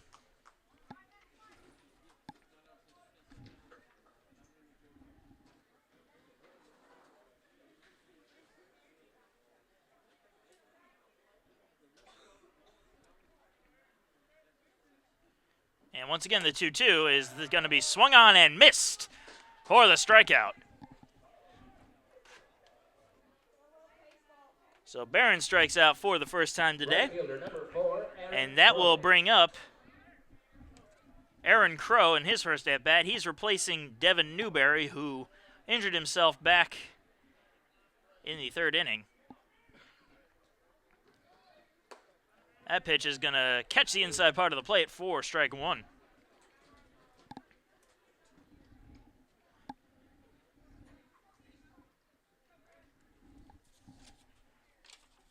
The 0-1 pitch, going to just miss for ball 1. Crow comes into this game without a batting average. However, he's only had 5 at-bats, but he does have an RBI on the year. So here's the 1-1 to Crow, who's going to foul off the inside pitch. And the count will be 1-2.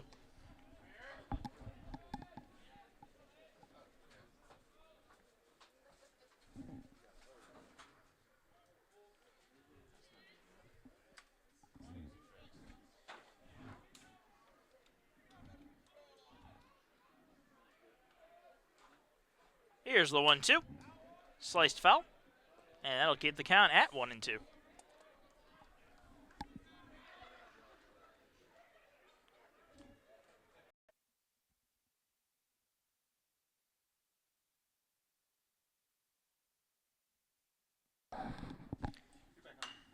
Sorry about that, folks. Again, some minor technical difficulties this time. However, not much has changed. Count is 2-2 on Aaron Crow, the replacement right fielder. He's dealing with one man down here in the top of the 5th inning of a 5-4 ball game in favor of the Hurricanes. And the 2-2 pitch once again. Check swing. He went around, though. And that'll be the 2nd strikeout in a row. Center fielder number 23, Evan Alderman. That brings up Evan Alderman, the center fielder. He's grounded out twice, once himself, the other into a fielder's choice, but he does have a 2-run single to his name. He comes up with nobody on and 2 men down in a 5-4 game. And he's going to ground that one foul for the first strike.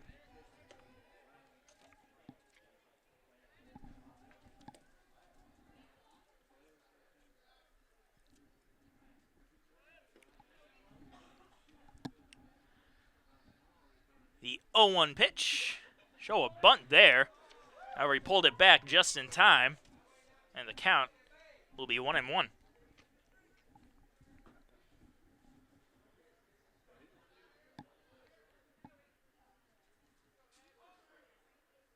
The 1-1 pitch, grounded just over the head of Davis into Ammerman. Ammerman throw to first is just going to be late. Tough ball to get to first. Nice job by Ammerman, though, to get it over there quickly. Just not in time. Number 22, Alex Craddock. So a base hit for Alderman will bring up Alex Kranick to keep this inning going for Georgia Southwestern. Kranick has doubled, reached on an error, and flown out today. And his first pitch is going to miss outside for ball one.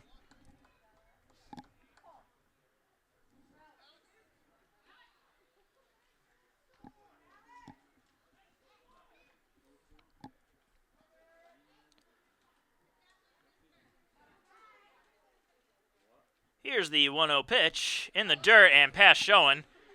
And Alderman's going to make it all the way to second base without much effort.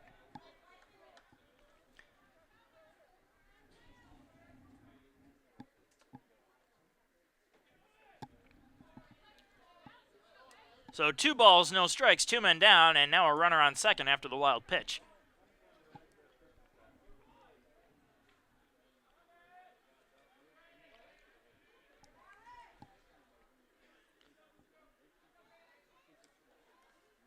Davis deals. That one's going to be low and in the dirt for ball 3. So 3 balls and no strikes to Kranick.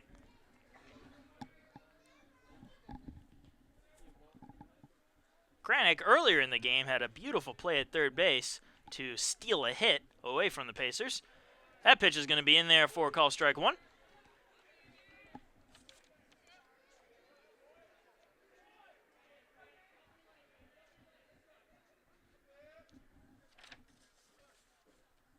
And the 3-1 pitch, also going to be in the dirt well before the plate.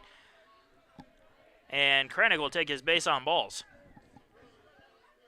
The catcher, number 20. So Georgia Southwestern's trying to start a 2-out rally of their own here in the top of the 5th inning. They now have runners on first and second with 2 men down. And Dakota Long, the catcher, comes up. He has an RBI single, has struck out, and grounded into a fielder's choice. That pitch is going to catch the outside corner of the plate for strike 1.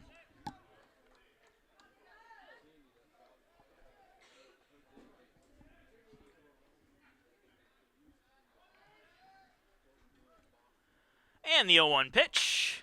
Grounded right back to Davis, knocks it down with his glove, and he's going to toss it underhand to first base for the final out. So they get out of the potential 2-out rally and keep Georgia Southwestern from increasing their lead once again. So back-to-back innings, Georgia Southwestern unable to score, and Pacers looking to come and tie the game up and possibly take the lead in the bottom of the 5th inning. We'll be right back.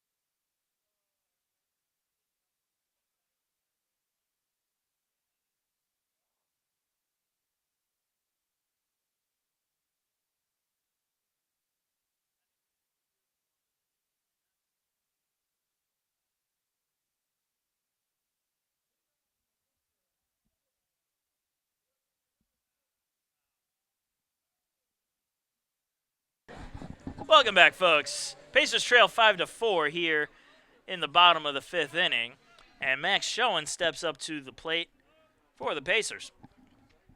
He's singled and flown out today, and he takes a first pitch strike. Pacers almost managed to turn this game completely around, but the 2-out rally was cut just short as that pitch falls in for strike 2 by Matt Hubbard, who had a 1-pitch, 1-out relief session in the last inning. That one's going to be outside for ball 1. Hubbard remains in there for Georgia Southwestern, seeing a bit more action than just the bottom half of the 4th. Count is 1-2 on Schoen. And he's going to foul that one back to keep it at 1-2.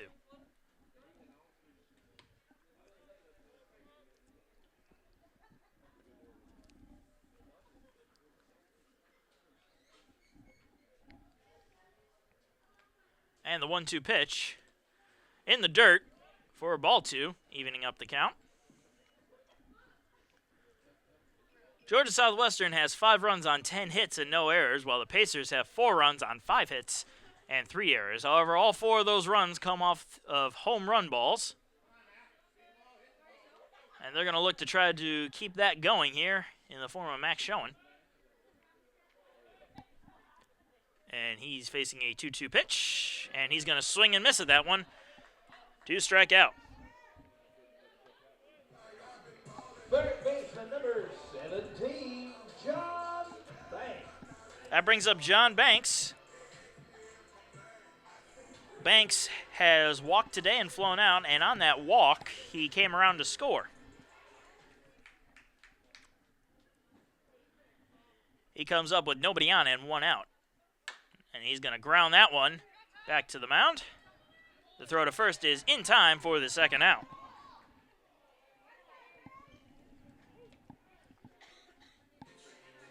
Shortstop number 8. Tyler Ammerman stepping up to the plate now for the Pacers, who's also flown out and walked and come around to score on that walk. However, he's going to try to not ground out in the same way that Banks did.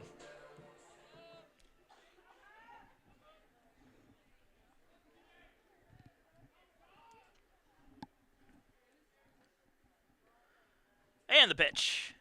That's going to miss for ball 1.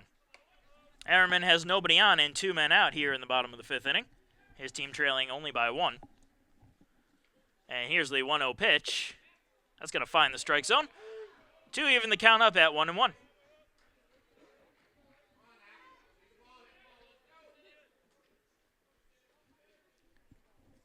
Hubbard deals. That one's just going to be low for ball 2. 2-1 the count.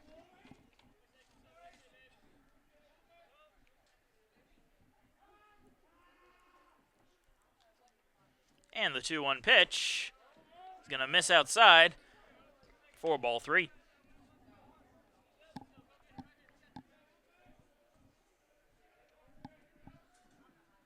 The 3-1 pitch, swing and a miss, strike 2 when the count is full.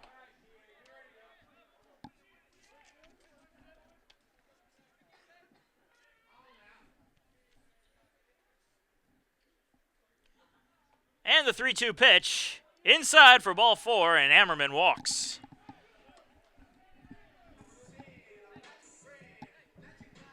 Right fielder number 23, Luke Westerberg. And Luke Westerberg is coming to the plate for the Pacers, who he has flown out twice tonight. He's got a runner on first with 2 outs. That runner, Ammerman, represents the tying run. And they're going to check on that tying run. And he's going to make it back safely.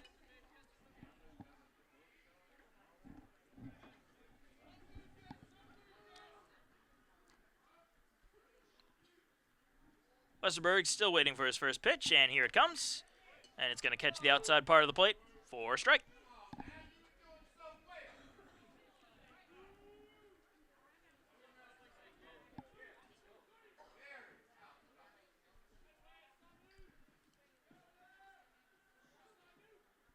Here's the 0-1 pitch. It's a high fly ball into center field. Going back to get it is Alderman, and he's going to make the catch for the final out of the inning. Pacers are held scoreless in this half of the inning as they still trail 5-4 as we go into the top of the 6th.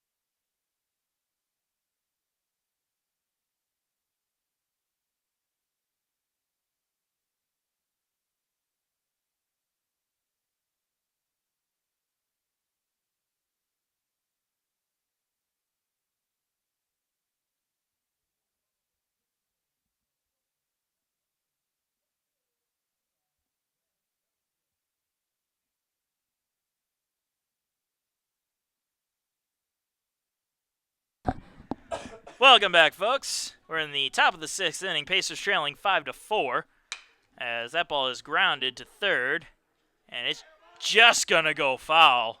Barely foul. Banks taking a chance, and he lucked out there as that one just went foul for him. So the count is 0-1 instead of a base hit.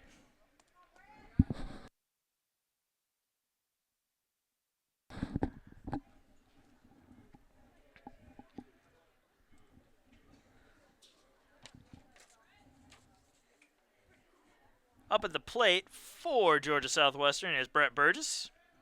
2 for 3 today with 2 singles and a ground out. Got an 0-1 count. And here's the pitch. And it'll be an 0-2 count.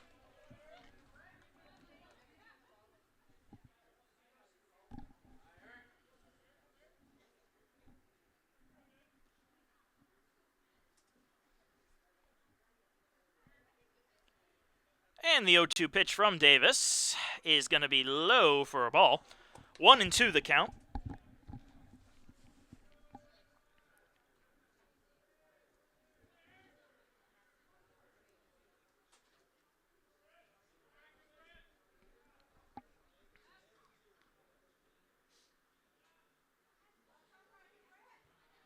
And we're going to have a little bit of a wait here for this next pitch. Burgess calls time. The 1-2 from Davis. Going to be grounded to Mercado at second. The throw is in time for the first out of the inning.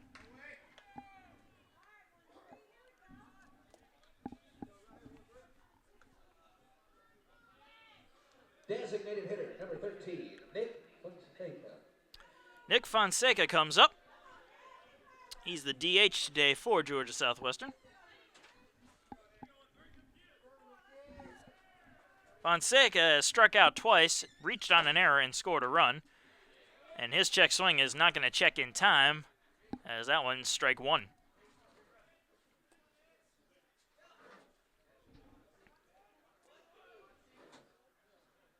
And the 0-1 pitch, grounded to Mercado at second again. The throw to first in time for the second out. 2 quick outs there. We'll bring up Davey King, the first baseman. He's grounded out twice, been hit by a pitch, and also come around to score a run.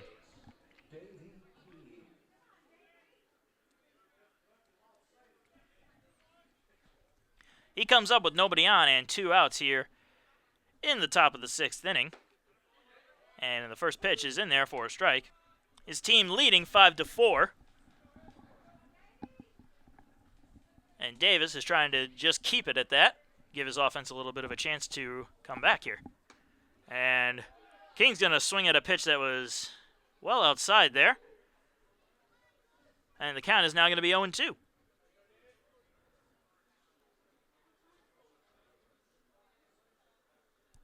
And the 0-2 pitch. Swing and a miss. But he fouled it. So it's not really a swing and a miss. It's just a foul tip. And Schoen was unable to keep it in the glove. So King is going to get another try at this one. Count remaining 0-2. And the pitch. Gonna just miss inside for a ball one.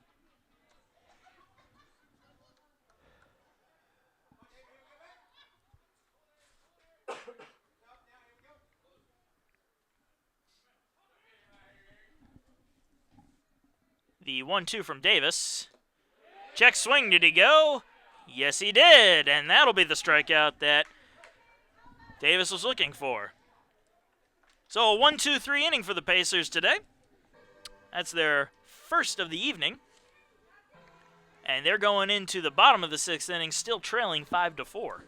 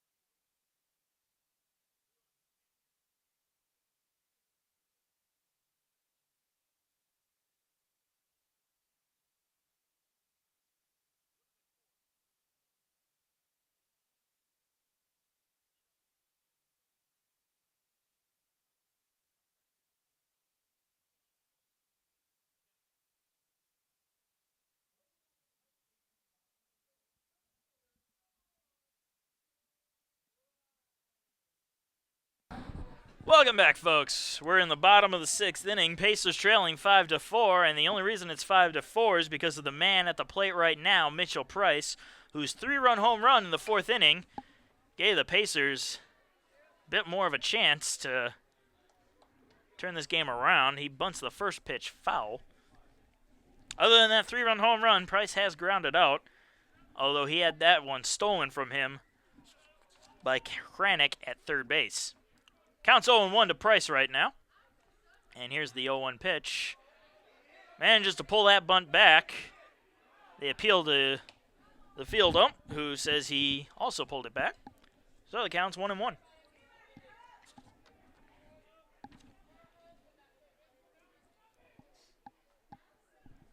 And that one's going to be hit in the air to left field, and it's going to hook foul and caught for the first out of the inning. A well-hit ball, but a great effort out there by Burgess, the left fielder, to make the out.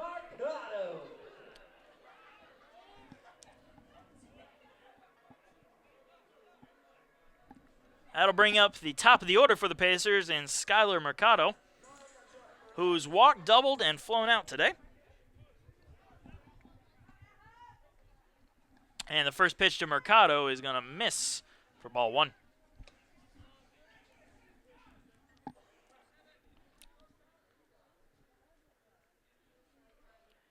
And the 1-0 pitch, that's going to hit into the gap. And that'll be up in for a base hit out there in right center field.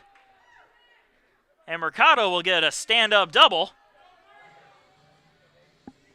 A one-out double for Mercado will bring up Chaz Powell, who's homered, singled, and flown out today. And with Mercado over there at second, he's got a runner in scoring position, and that runner is the potential tying run.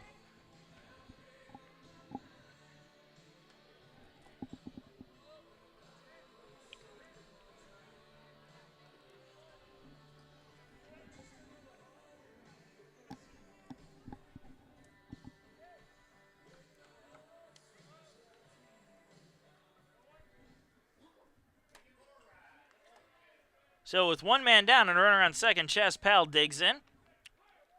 Looking to finally tie this game up for the Pacers.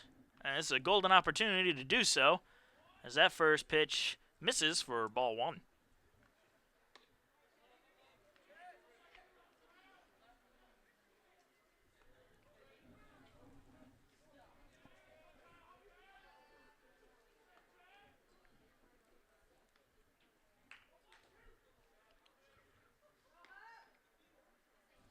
And the 1-0 pitch will be low once again for ball two.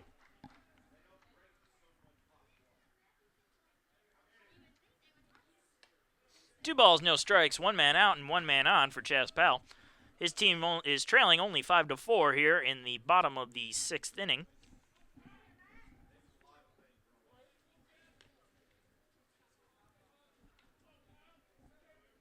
The 2-0 pitch from Hubbard. That's going to miss inside for ball 3. So 3 balls and no strikes to Chas Powell.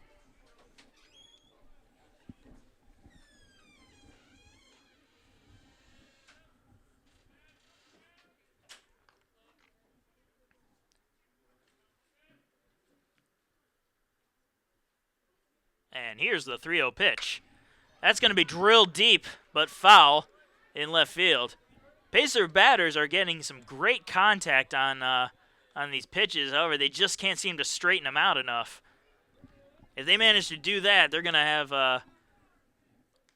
have some pretty impressive stuff going tonight.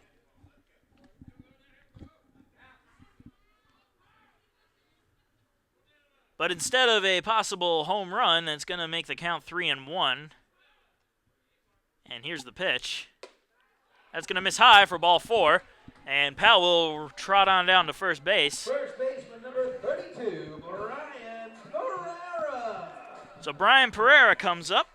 He's walked, grounded out, and flown out today. He's got runners on first and second with 1 man down and only trailing by 1.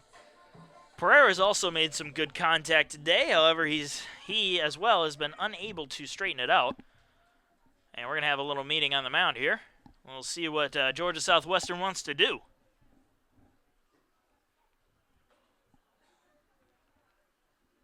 They do have a man warming up in their bullpen. This might just be an effort to give him a little extra time to warm up. And at the same time, settle down Hubbard, who finds himself in a slight jam with 2 runners on and only 1 out. They're going to keep him in there.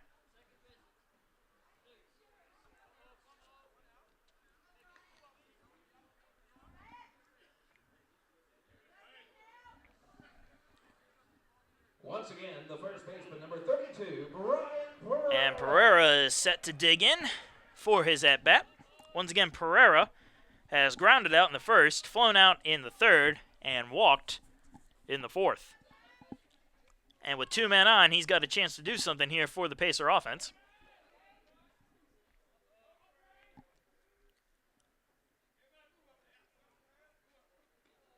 And the first pitch to Pereira is grounded to first. They're going to try to turn 2 here. The throw to second is in time. The throw to first, however, is not going to be in time. And Pereira will reach safely and move a runner over to third. Designated hitter number 14, Zach Moon. That'll bring up Zach Moon, who's been hit by a pitch, struck out looking, and grounded out today. And he's got a golden opportunity to tie this ball game up with a runner on third base. However, there are 2 outs.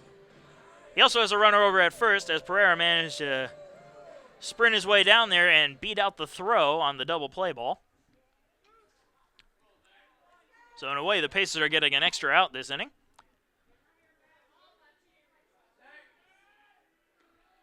And Moon awaits the first pitch. And he's going to check swing foul that one for strike 1.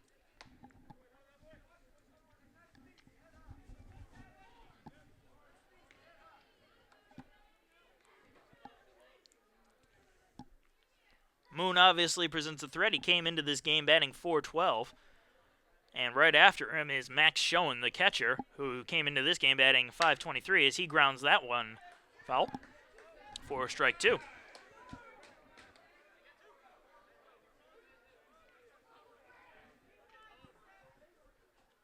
So 0-2 the count to Moon, with 2 men down and 2 men on.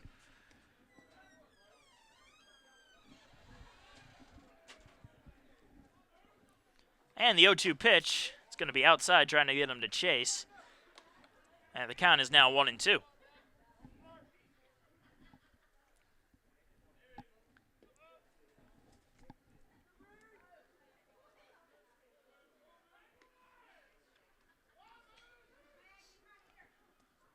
So Moon awaits the 1-2 pitch from Hubbard. That curveball is going to miss high and inside for ball 2, evening up the count.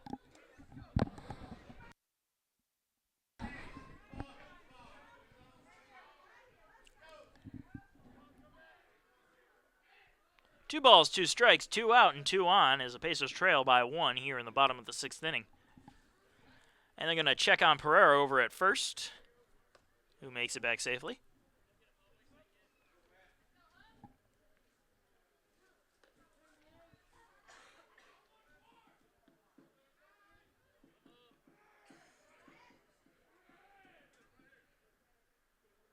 Hubbard deals.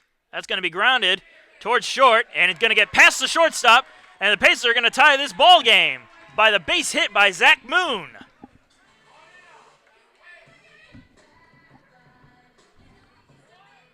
That was a close one and a great effort there by the shortstop, Barron, but he was just unable to get to it in time. And the single by Zach Moon ties this game up at 5.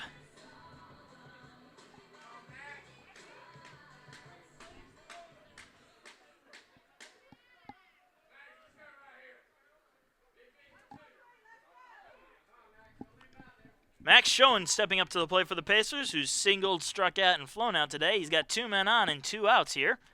And the Pacers have finally tied this game up at 5. That's a liner into left field, but foul. Again, more good contact.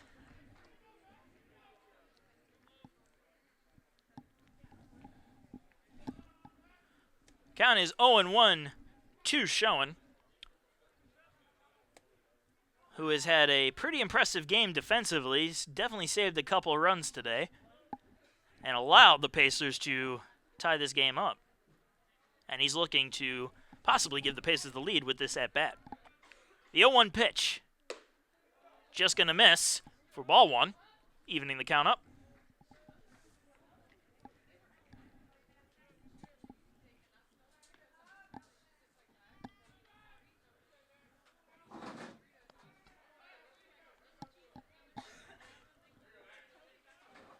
The 1-1 to Schoen.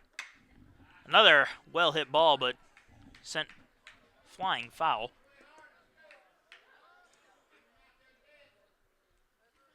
Count is 1-2 to Schoen, with 2 men down, 2 men on in the bottom of the 6th inning.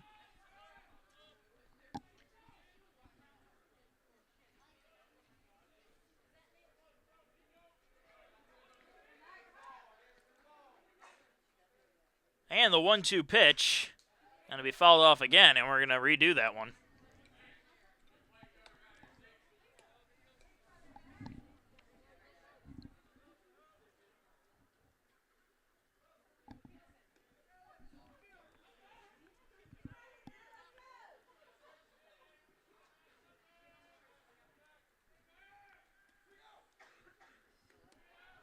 Hubbard taking his time on this pitch. And now he sets to deal the 1-2. High fly ball into foul territory down the first base line and out of play. So Schoen wastes another pitch to stay in there and give himself a chance to bring Pereira, who's sitting over at second base, home.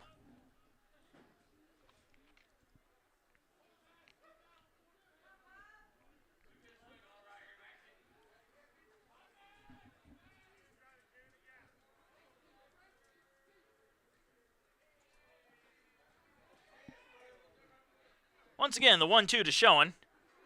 In the dirt for ball 2.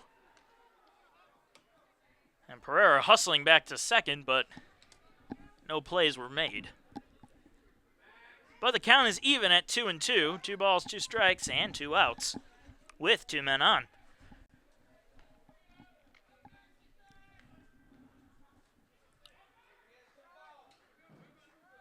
The 2-2 to Schoen. That's going to miss the plate, just barely, for ball 3, and the count is full. Good at bat by Schoen here, as he's managed to work the count full.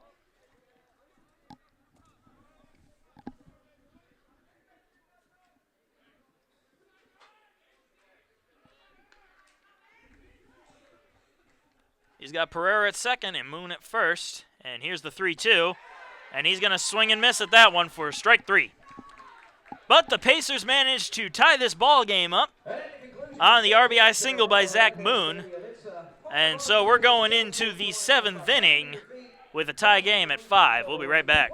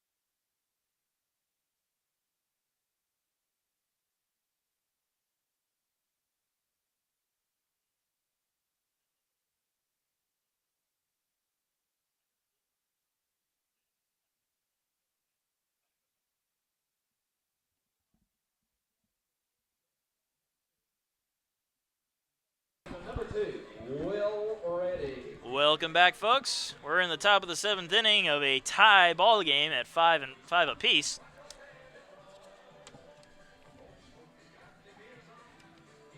Georgia Southwestern is coming up, and their second baseman, Will Redding, will lead off the top half of the 7th inning here. Eric Davis is staying in relief for the Pacers, and his first pitch is a strike. Davis has struck out 5 batters in this relief appearance. And here's the 0-1 pitch. We're going to miss for a ball.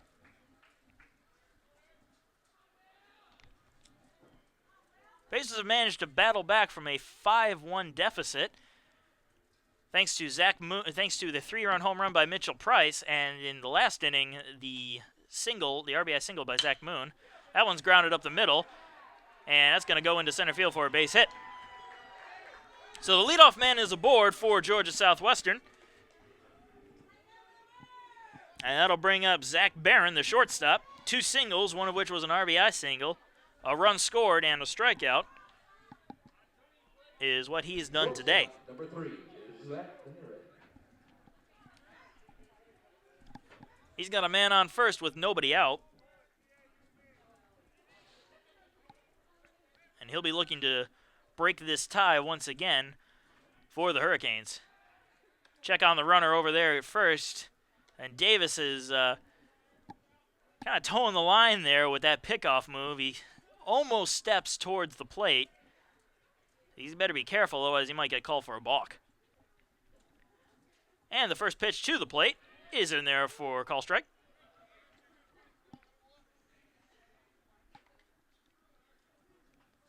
So 0-1 the count to Barron.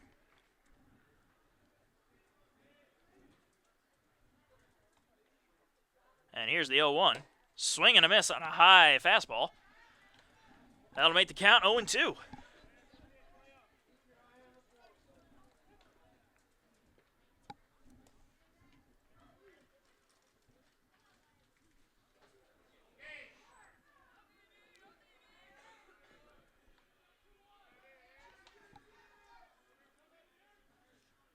And the 3-1 pitch, just on the outside corner there. I think Schoen managed to frame that one nicely to sell that pitch, and the count is full.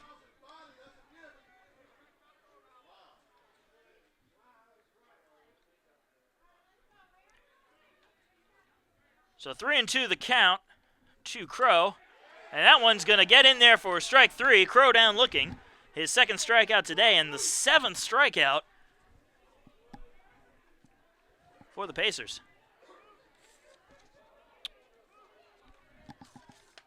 Center fielder number 23, Evan Alderman. Evan Alderman stepping up to the plate. Singled twice, 2 RBIs in the second inning on his single. And he's going to hit that one foul down the third base line and out of play.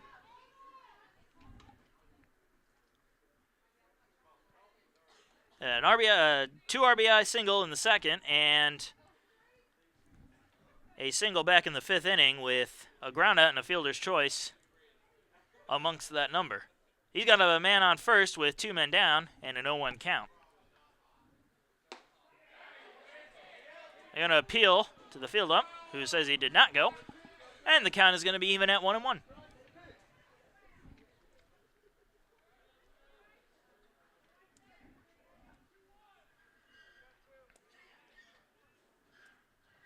Davis deals in the dirt for ball 2.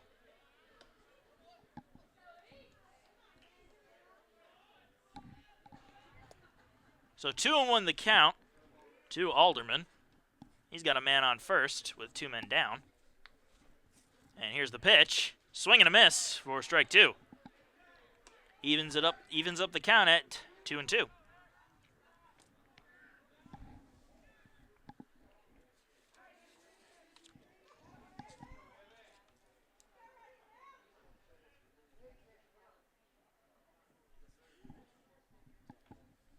And here's the 2-2 pitch. That's going to be fouled off. And we'll redo this.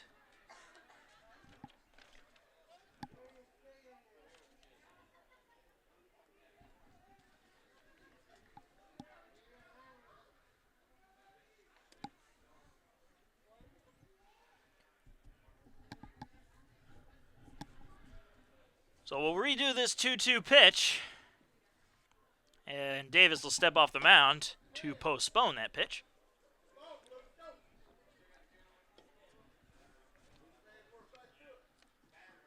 And the pitch. That's going to miss for ball 3, and the count is full.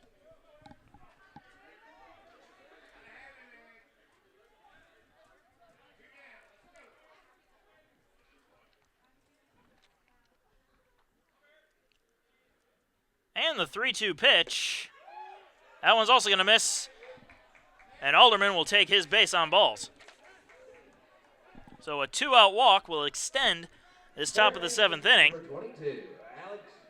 And bring up Alex Kranick. Granick has reached on an error, doubled, flown out, and walked today. And Kenny Thomas is going to make a call to the bullpen.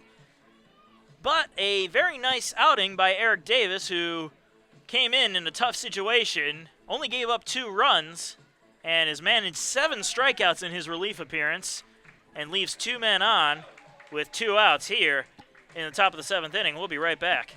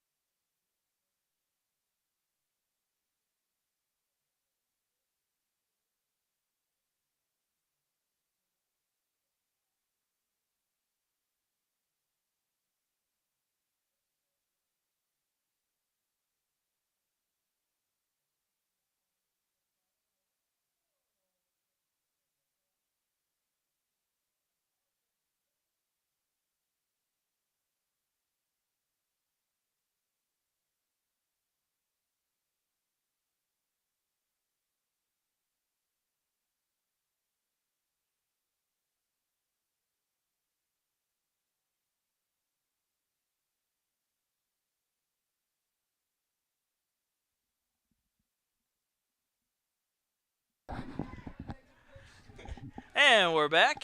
Jimmy Lynch on the mound right now for the Pacers. Lynch comes in with an ERA of 5.02, and he comes in with 2 outs and 2 men on here in the top of the 7th inning of a 5-5 ball game. His first pitch is going to miss for ball 1. His opponent is Alex Kranick, the third baseman for Georgia Southwestern. Kranick about to see the 1-0 pitch. They're going to check on the runner at first, and he is safe. Very close, but he managed to get back just in time. So 2-0 is the count.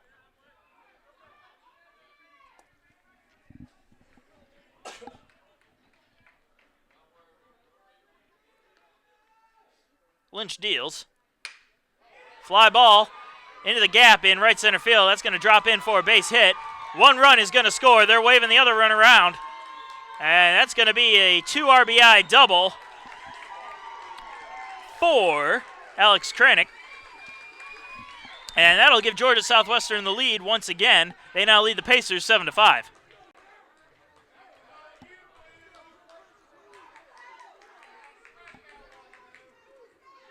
The catcher, number 29, Dakota Law. So bases clearing double by Alex Kranick will bring up Dakota Long here with 2 down and a man on second.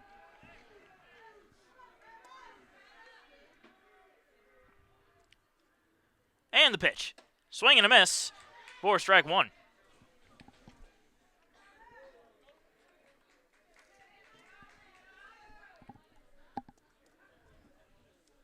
So the Hurricanes with a 2-out rally of their own going here.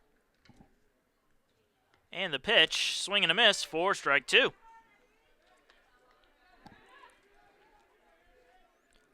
Long has an RBI single back in the first inning, a strikeout, a fielder's choice, and a ground out tonight, making him 1 for 4. And here's the 0-2 pitch. That's going to be high for ball 1.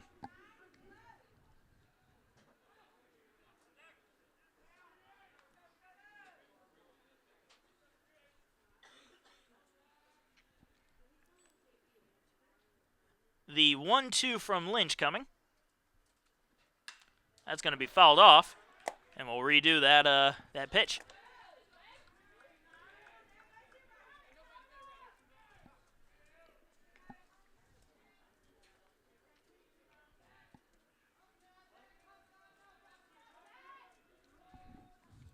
Once again, the 1-2. That's going to be lined into right field and drop in for a base hit. They're going to send the runner around third, and he's going to come in and slide for the score. And that increases the Georgia Southern lead 8-5 on the RBI single by Dakota Long.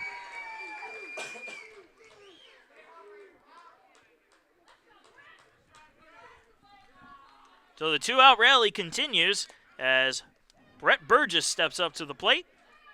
2 singles and 2 groundouts are what he's done today on a 2-for-4 night. And he's got a runner on first base and 2 men down as his team leads 8-5 here in the top of the 7th inning.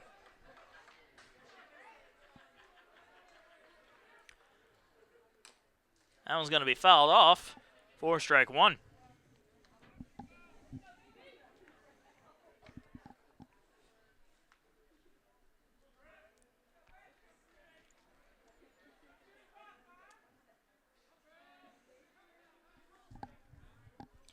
And the 0-1 pitch, catching the inside corner of the plate for strike 2. 0-2 the count.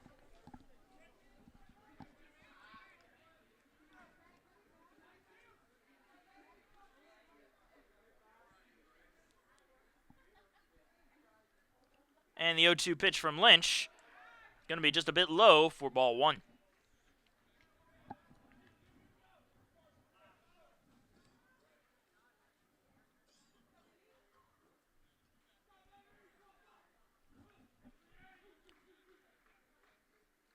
And the 1-2 pitch, swing and a miss.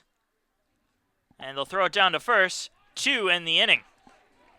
But Georgia Southwestern manages to regain their lead after the Pacers battle back to tie it up in the bottom of the 6th. They score 3 runs here in the top of the 7th, and they now lead the Pacers 8-5. We'll be right back.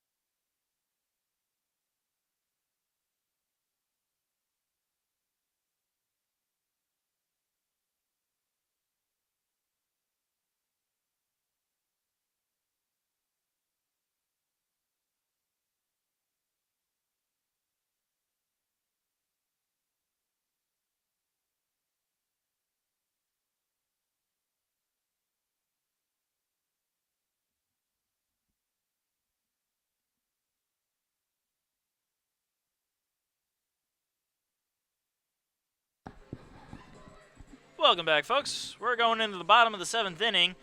Pacers trailing 8-5, and Georgia Southwestern is going to go to their bullpen and bring out Mitch Holloway. Holloway has a 1.64 ERA and has a win-loss record of 1-1 in 6 appearances. He also has 1 save on the year.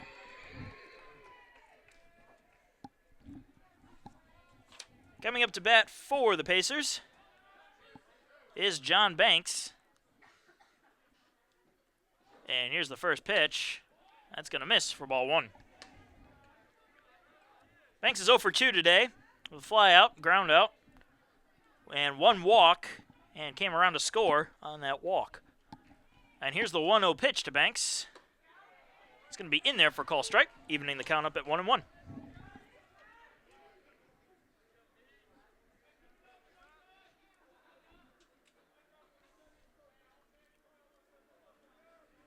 And the 1-1 pitch. Swing and a miss. Got him with a curveball there. And the count is 1-2.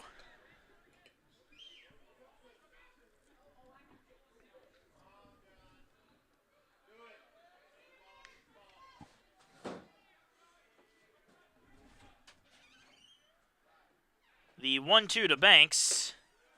High fastball for ball 2.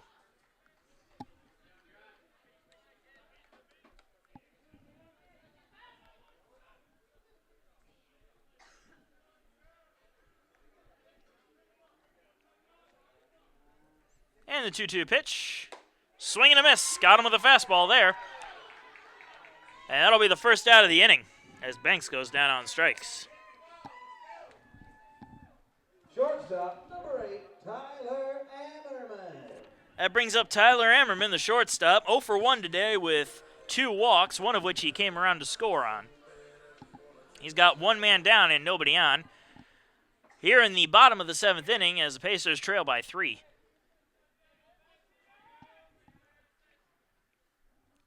Here's the first pitch. Thought about showing bunt there, but decided not to, and it was a ball. So it counts 1-0.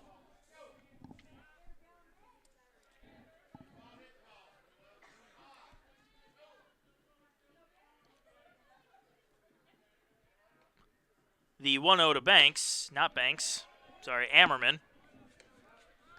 And that's going to miss for ball 2.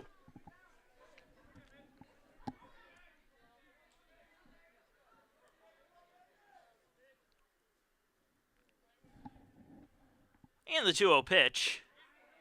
And to catch the inside part of the plate for strike 1. Some real heat coming from Holloway.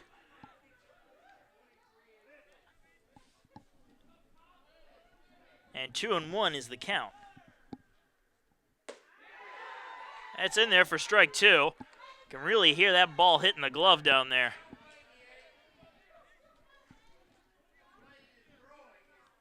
So the count to Ammerman is 2-2 with 1 man down.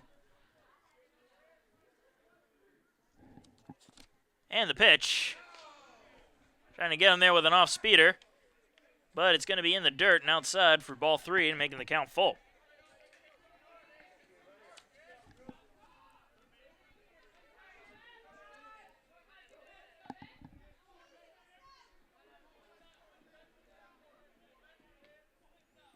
And Holloway deals the 3-2 pitch, which is inside for ball 4.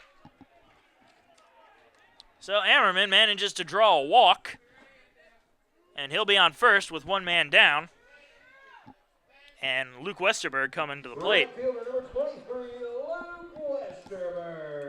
Westerberg's 0 for 3 today with 3 flyouts into the outfield.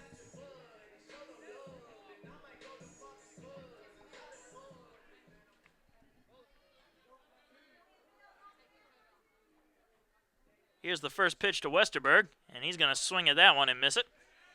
Or foul it off, I'm sorry. For the first strike.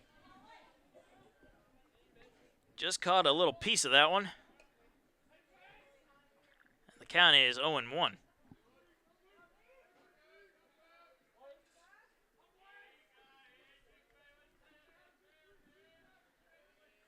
And they're going to check on the runner at first. Ammerman makes it back safely.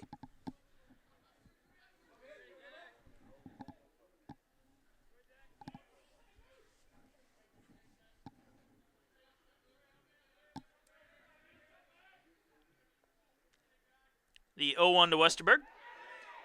That's just going to drop out of the strike zone to even the count up at 1-1.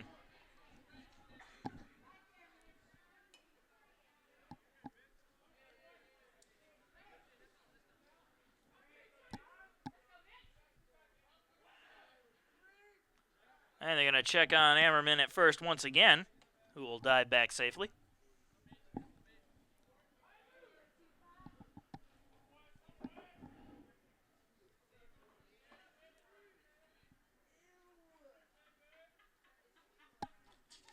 And the 1-1 pitch, just catching the inside corner for strike 2.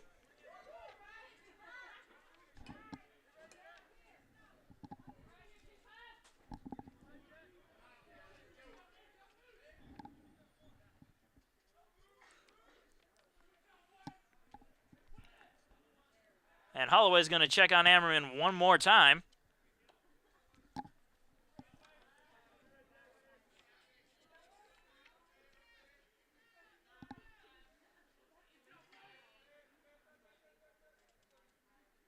And the 1-2. That's a ground ball into left field. Ammerman was already on the run to second base, but he's going to stay there as Burgess manages to get it in quickly. But a nice single there by Westerberg will bring up Mitchell Price, who is 1 for 3 today, and that one was a 3-run home run back in the 4th inning.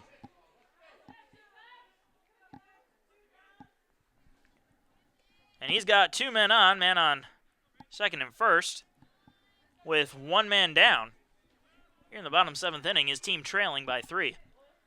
So if he's got another 3-run shot in him, that can all change right here and now.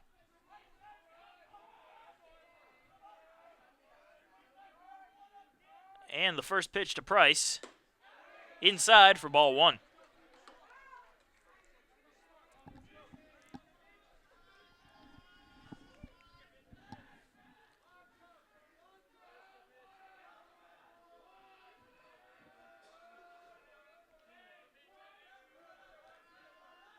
The 1-0 from Holloway. Going to catch the outside corner for strike 1, evening up the count at 1-1. Ones all across the board. 1 ball, 1 strike, 1 out to number 1.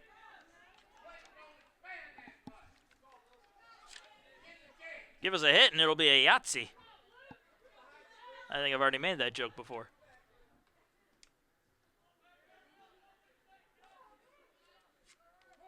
And they're going to call time. Taking a little bit too long in between pitches.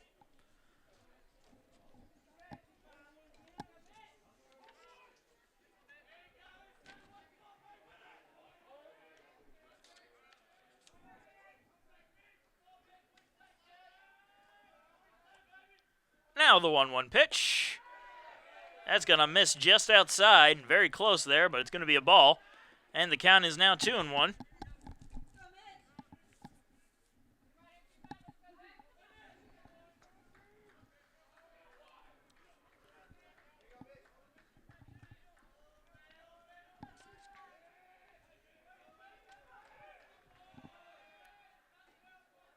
Holloway deals. That one's going to be high for ball 3. Count now 3-1.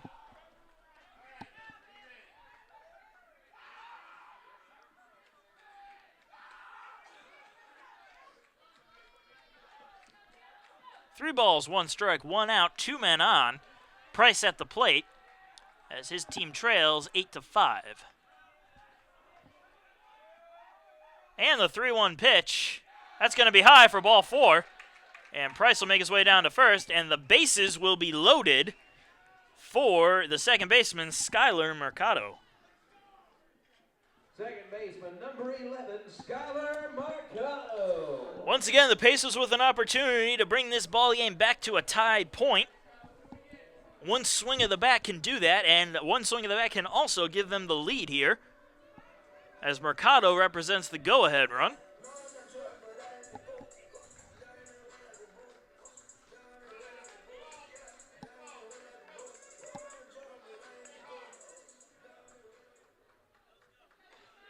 Mercado steps in with 1 man down and bases loaded.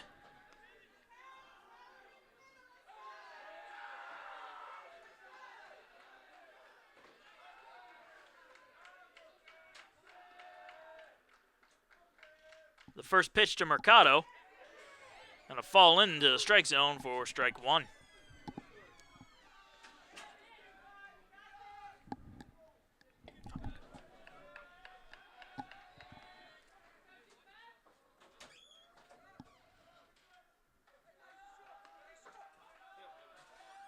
Here's the 0-1. Right down the middle for strike two. And quickly the count is 0-2 to Mercado.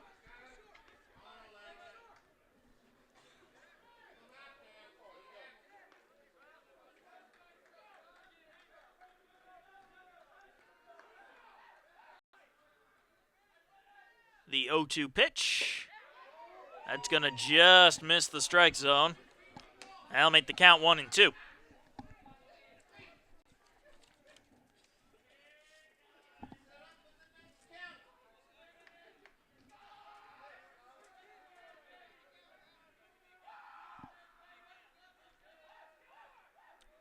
The 1-2 pitch is going to be fouled off. And Mercado's going to stay in there with a 1-2 count.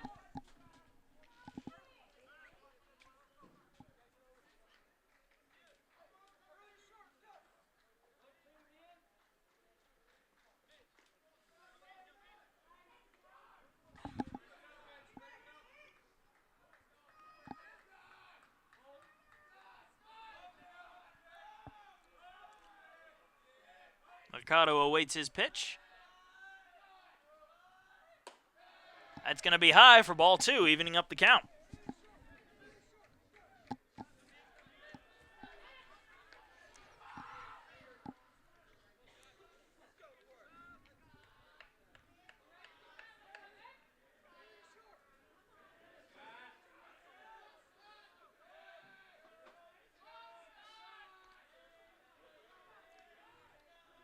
And the 2-2 pitch.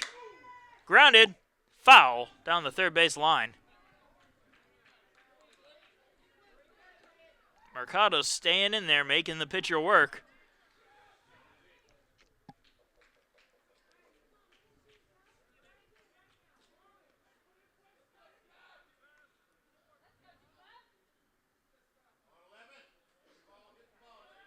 The 2-2 pitch coming from Holloway.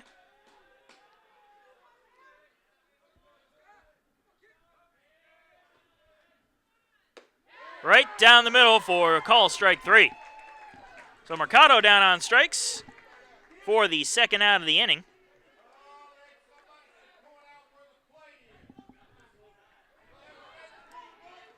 And that'll bring up Chas Powell. 2 for 3 today with a home run, a base hit, flyout, and a walk.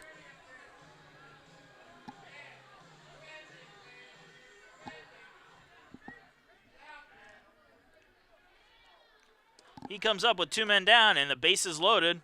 Pacers trailing 8-5 in the bottom of the 7th inning. And here's the pitch. It's a high fly ball towards second base. Making the catch and putting the Pacers away is Redding. So the Pacers are unable to score with the bases loaded. And they will stay trailing 8-5 as we go into the top of the 8th.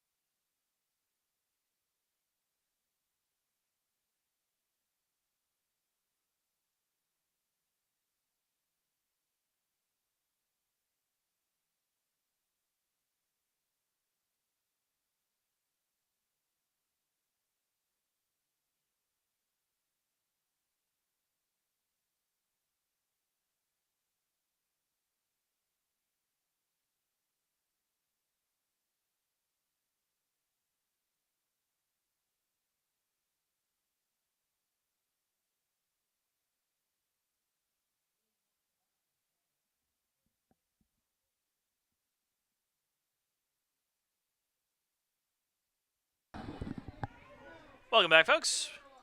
We're here in the top of the 8th inning. Pacers trailing 8-5. And that first pitch is going to be outside for ball 1. Nick Fonseca is up for Georgia Southwestern, and he swings and misses at the second pitch to even the count up at 1-1.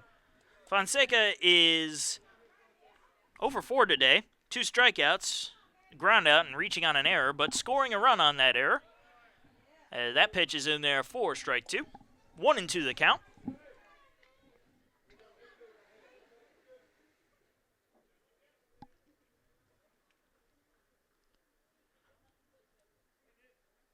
And Lynch takes a moment. Now he deals the 1-2. On the outside corner for call strike 3. And Fonseca is down on strikes for the 3rd time today. First baseman number 26, Davy King. That'll bring up Davy King, the first baseman. He is 0 for 3 today. 2 groundouts, a strikeout, and was hit by a pitch and came around to score on that one. And the first pitch to him is in there for call strike. He's got 1 man down and nobody on. Lynch deals the 0-1. That's going to miss, and even the count up at 1 apiece.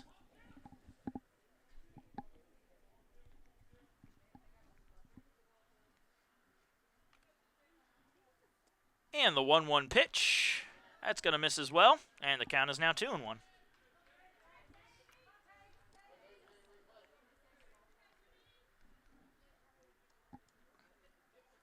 Lynch deals.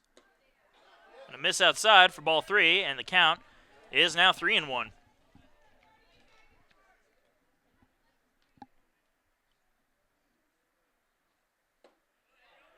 And that ball is going to be missing the strike zone for ball 4, and King is going to take a free pass down to first base.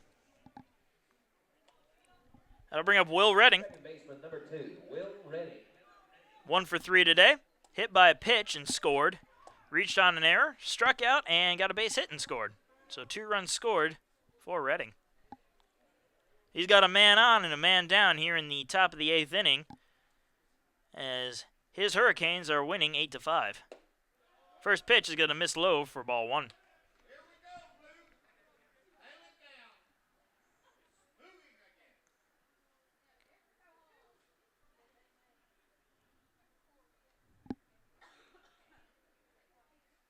The 1-0 from Lynch. Check swing.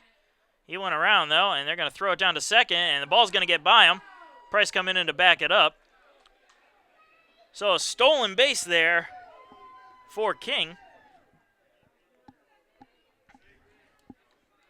And the count is going to be 1-1 to Redding.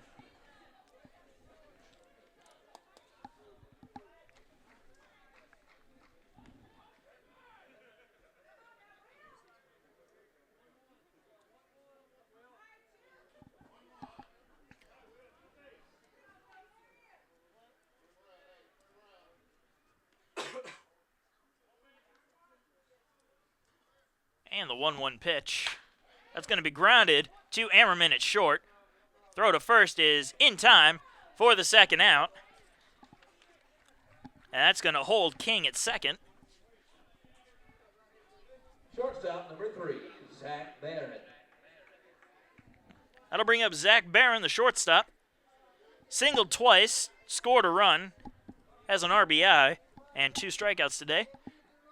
He's got a man on second and 2 men down here in the top of the 8th inning.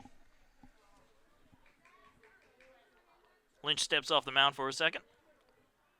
We'll see the first pitch to Barron in just a moment.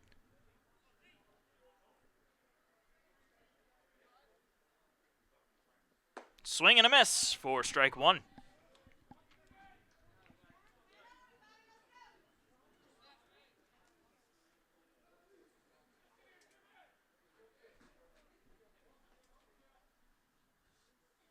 And the 0-1 pitch. Just going to miss a little bit outside for ball 1.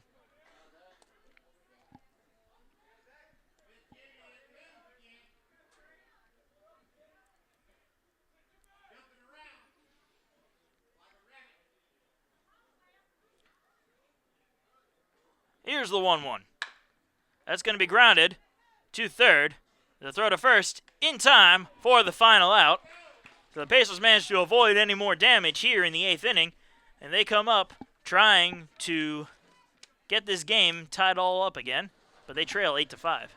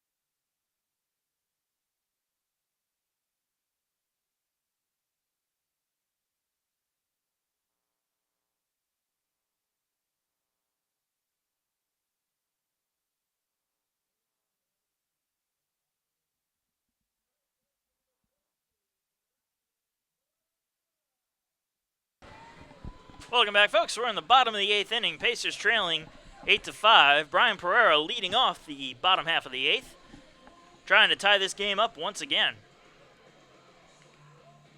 Pacers were down by a score of 5-1 in the 4th inning.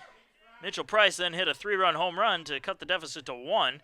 Zach Moon's RBI single managed to tie the game up. That first pitch is going to miss outside for ball 1. But then a 3-run 7th puts us where we are today, right now. That's going to be grounded to second base. The throw to first in time for the first out of the inning.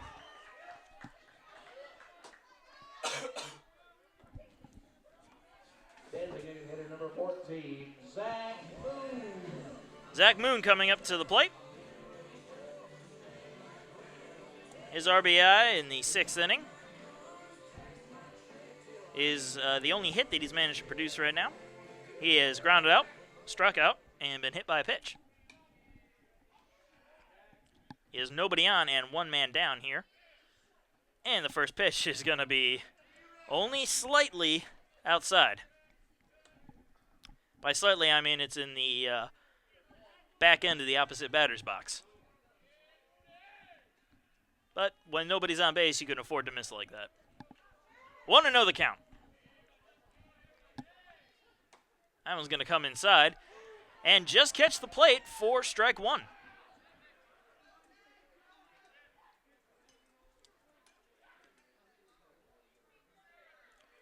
One and one the count to Moon.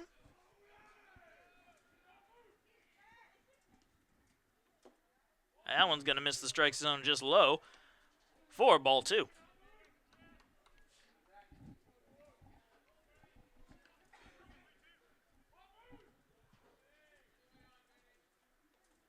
And the 2-1 pitch going to be fouled back to even the count up at 2-2.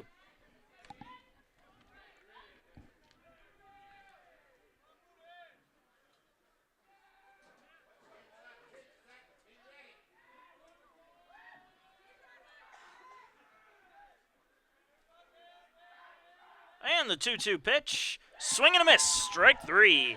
Moon down on strikes for the second time tonight. Chad Atkins is the new pitcher for Georgia Southwestern. He comes in to relieve Mitch Holloway.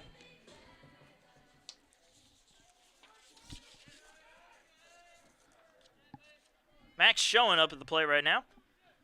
A single, a flyout, and 2 strikeouts have him at 1-4 on the night.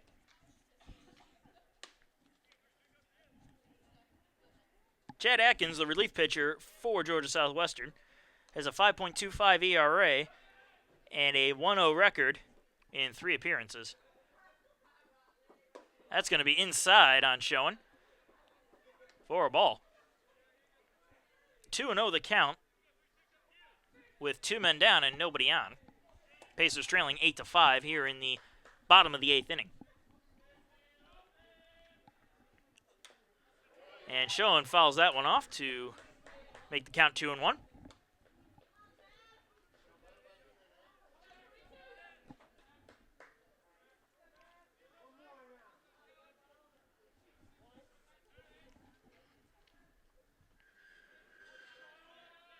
And the 2-1 pitch, grounded to short. The throw to first, scooped by the first baseman, and in time for the final out of the inning. So Pacers go down 1-2-3, and they still trail the Hurricanes 8-5 as we go into the top of the 9th.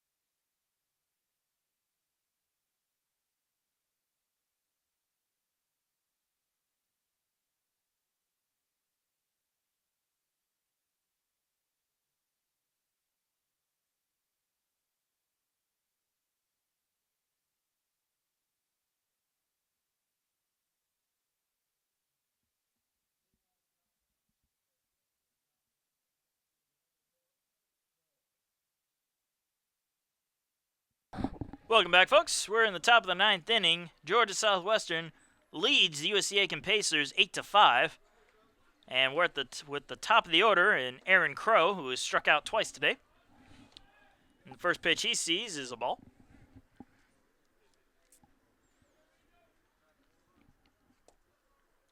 The 1-0 pitch from Lynch is fouled for strike 1. Count evened up at 1-1.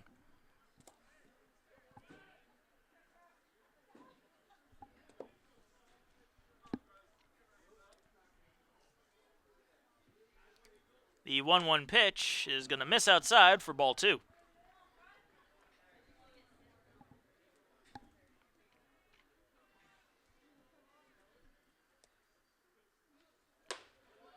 And the 2-1 pitch misses inside for ball 3.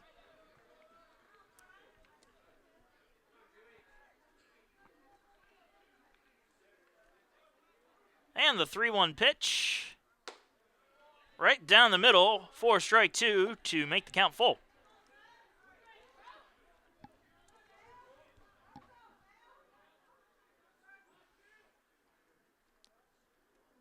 And Lynch deals. That's going to be high and inside for ball 4.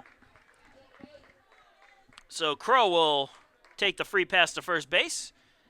And that'll bring up Evan Alderman. Evan Alderman. Alderman is 2 for 4 today, 2 singles, one of which was a 2 RBI single. Fielder's choice, a groundout, and a walk are also part of his night with a run scored. He's got a man on first and nobody out, and he fouls the first pitch off for strike one.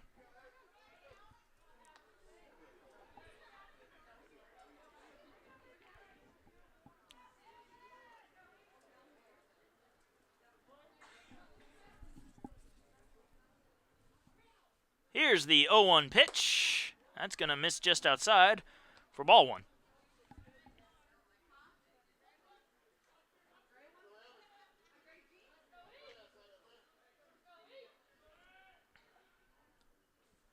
And the 1-1 pitch, swing and a miss, strike two.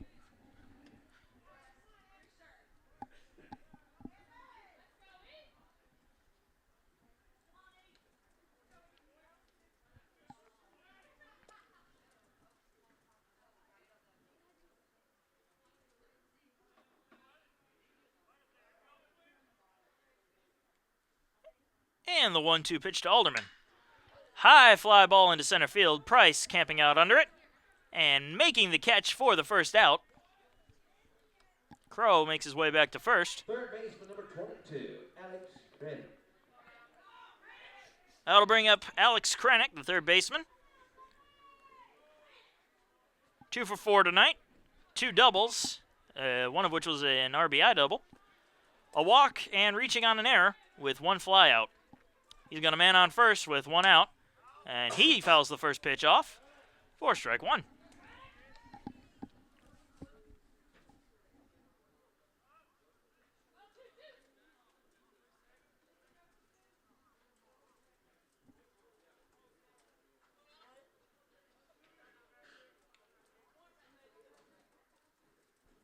The 0-1 from Lynch is in there for a call strike two. And Schoen thought about sending one over to first, but decided to hold on to it and just send it right back to the mound.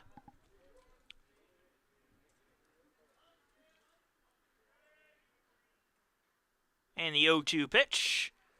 Check swing foul to keep the count at 0-2.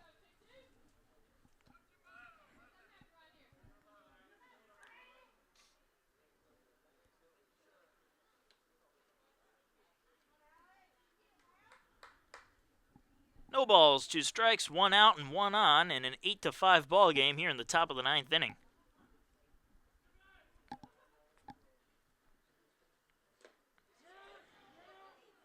And apparently he went around according to the umpire for strike 3. That'll be the second out of the inning as Krennick goes down on strikes. And that'll bring up Dakota Long, the catcher, who is 2 for 5 today. And his first pitch that he sees is going to be a ball. And the appeal to the field ump for the check swing goes his way. So the count will be 1-0.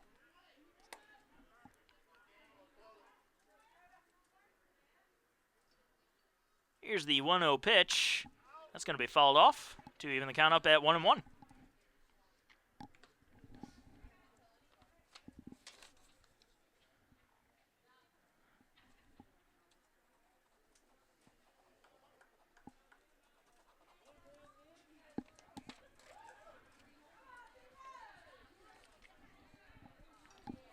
Lynch set to deal the 1-1 pitch.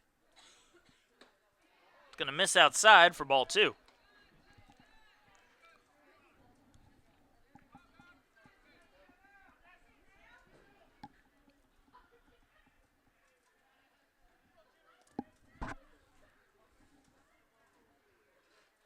And the 2-1 pitch will miss outside for ball 3, so 3-1's the count.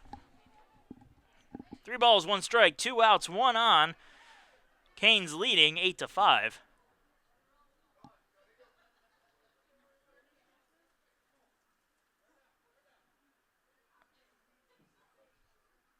And the 3-1 pitch, swing and a miss, and the count's going to be full.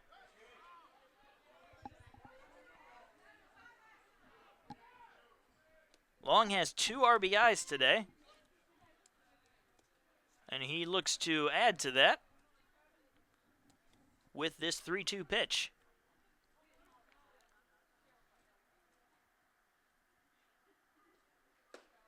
Swing and a miss, strike 3.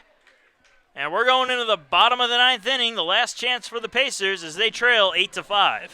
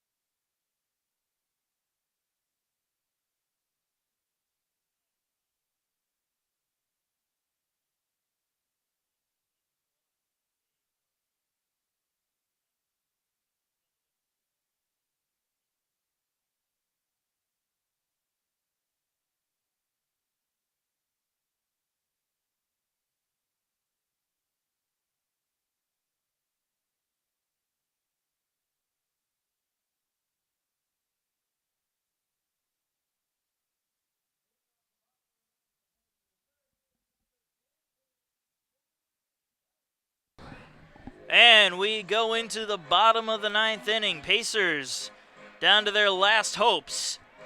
The first of which is third baseman John Banks. 0 for 3 today with a walk and a run scored.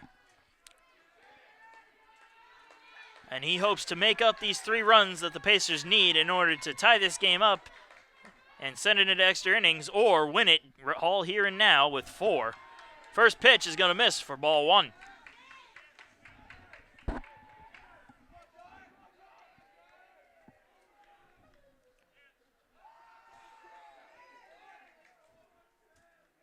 And the 1-0 pitch, Banks showing bunt. And it's going to be in there for strike 1 to even the count up.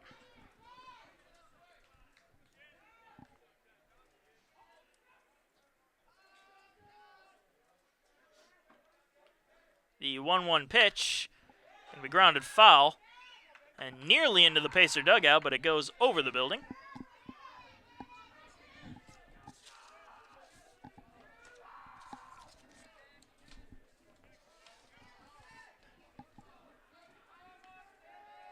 One ball, 2 strikes, nobody out here in the bottom of the 9th inning. Pacers trailing 8-5.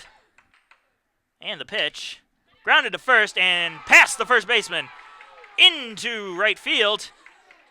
And Banks is on. And they're going to mark that as an error on the first baseman. So the leadoff man is aboard on the E3. And Tyler Ammerman, the shortstop, comes up. He's 0 for 1 today with 3 walks.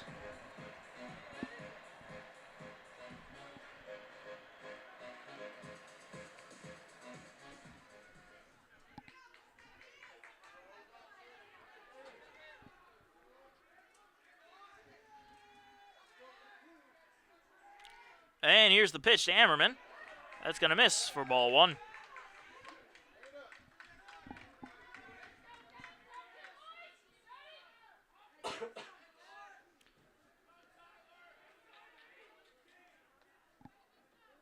The 1-0 pitch in there for call strike.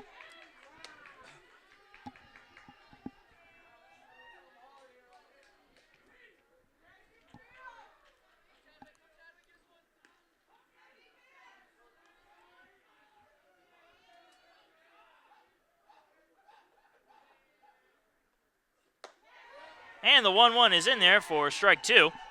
So 1 ball, 2 strikes, a man on first, and nobody out here in the bottom of the 9th inning.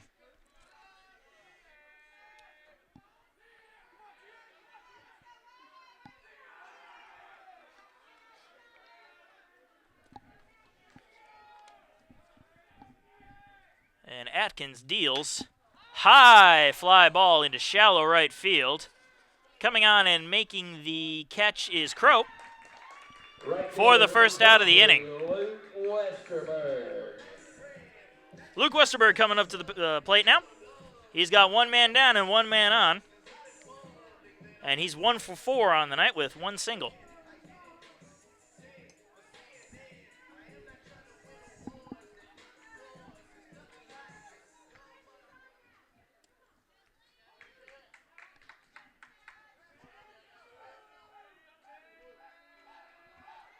And the first pitch to Westerberg is in there for call strike 1.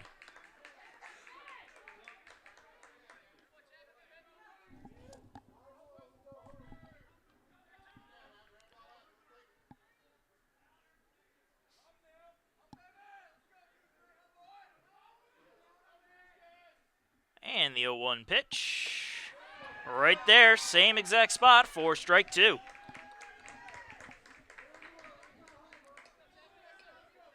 No balls, 2 strikes, 1 out, 1 on.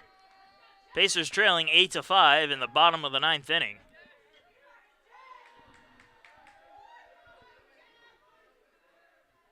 And the 0-2 pitch outside for ball 1.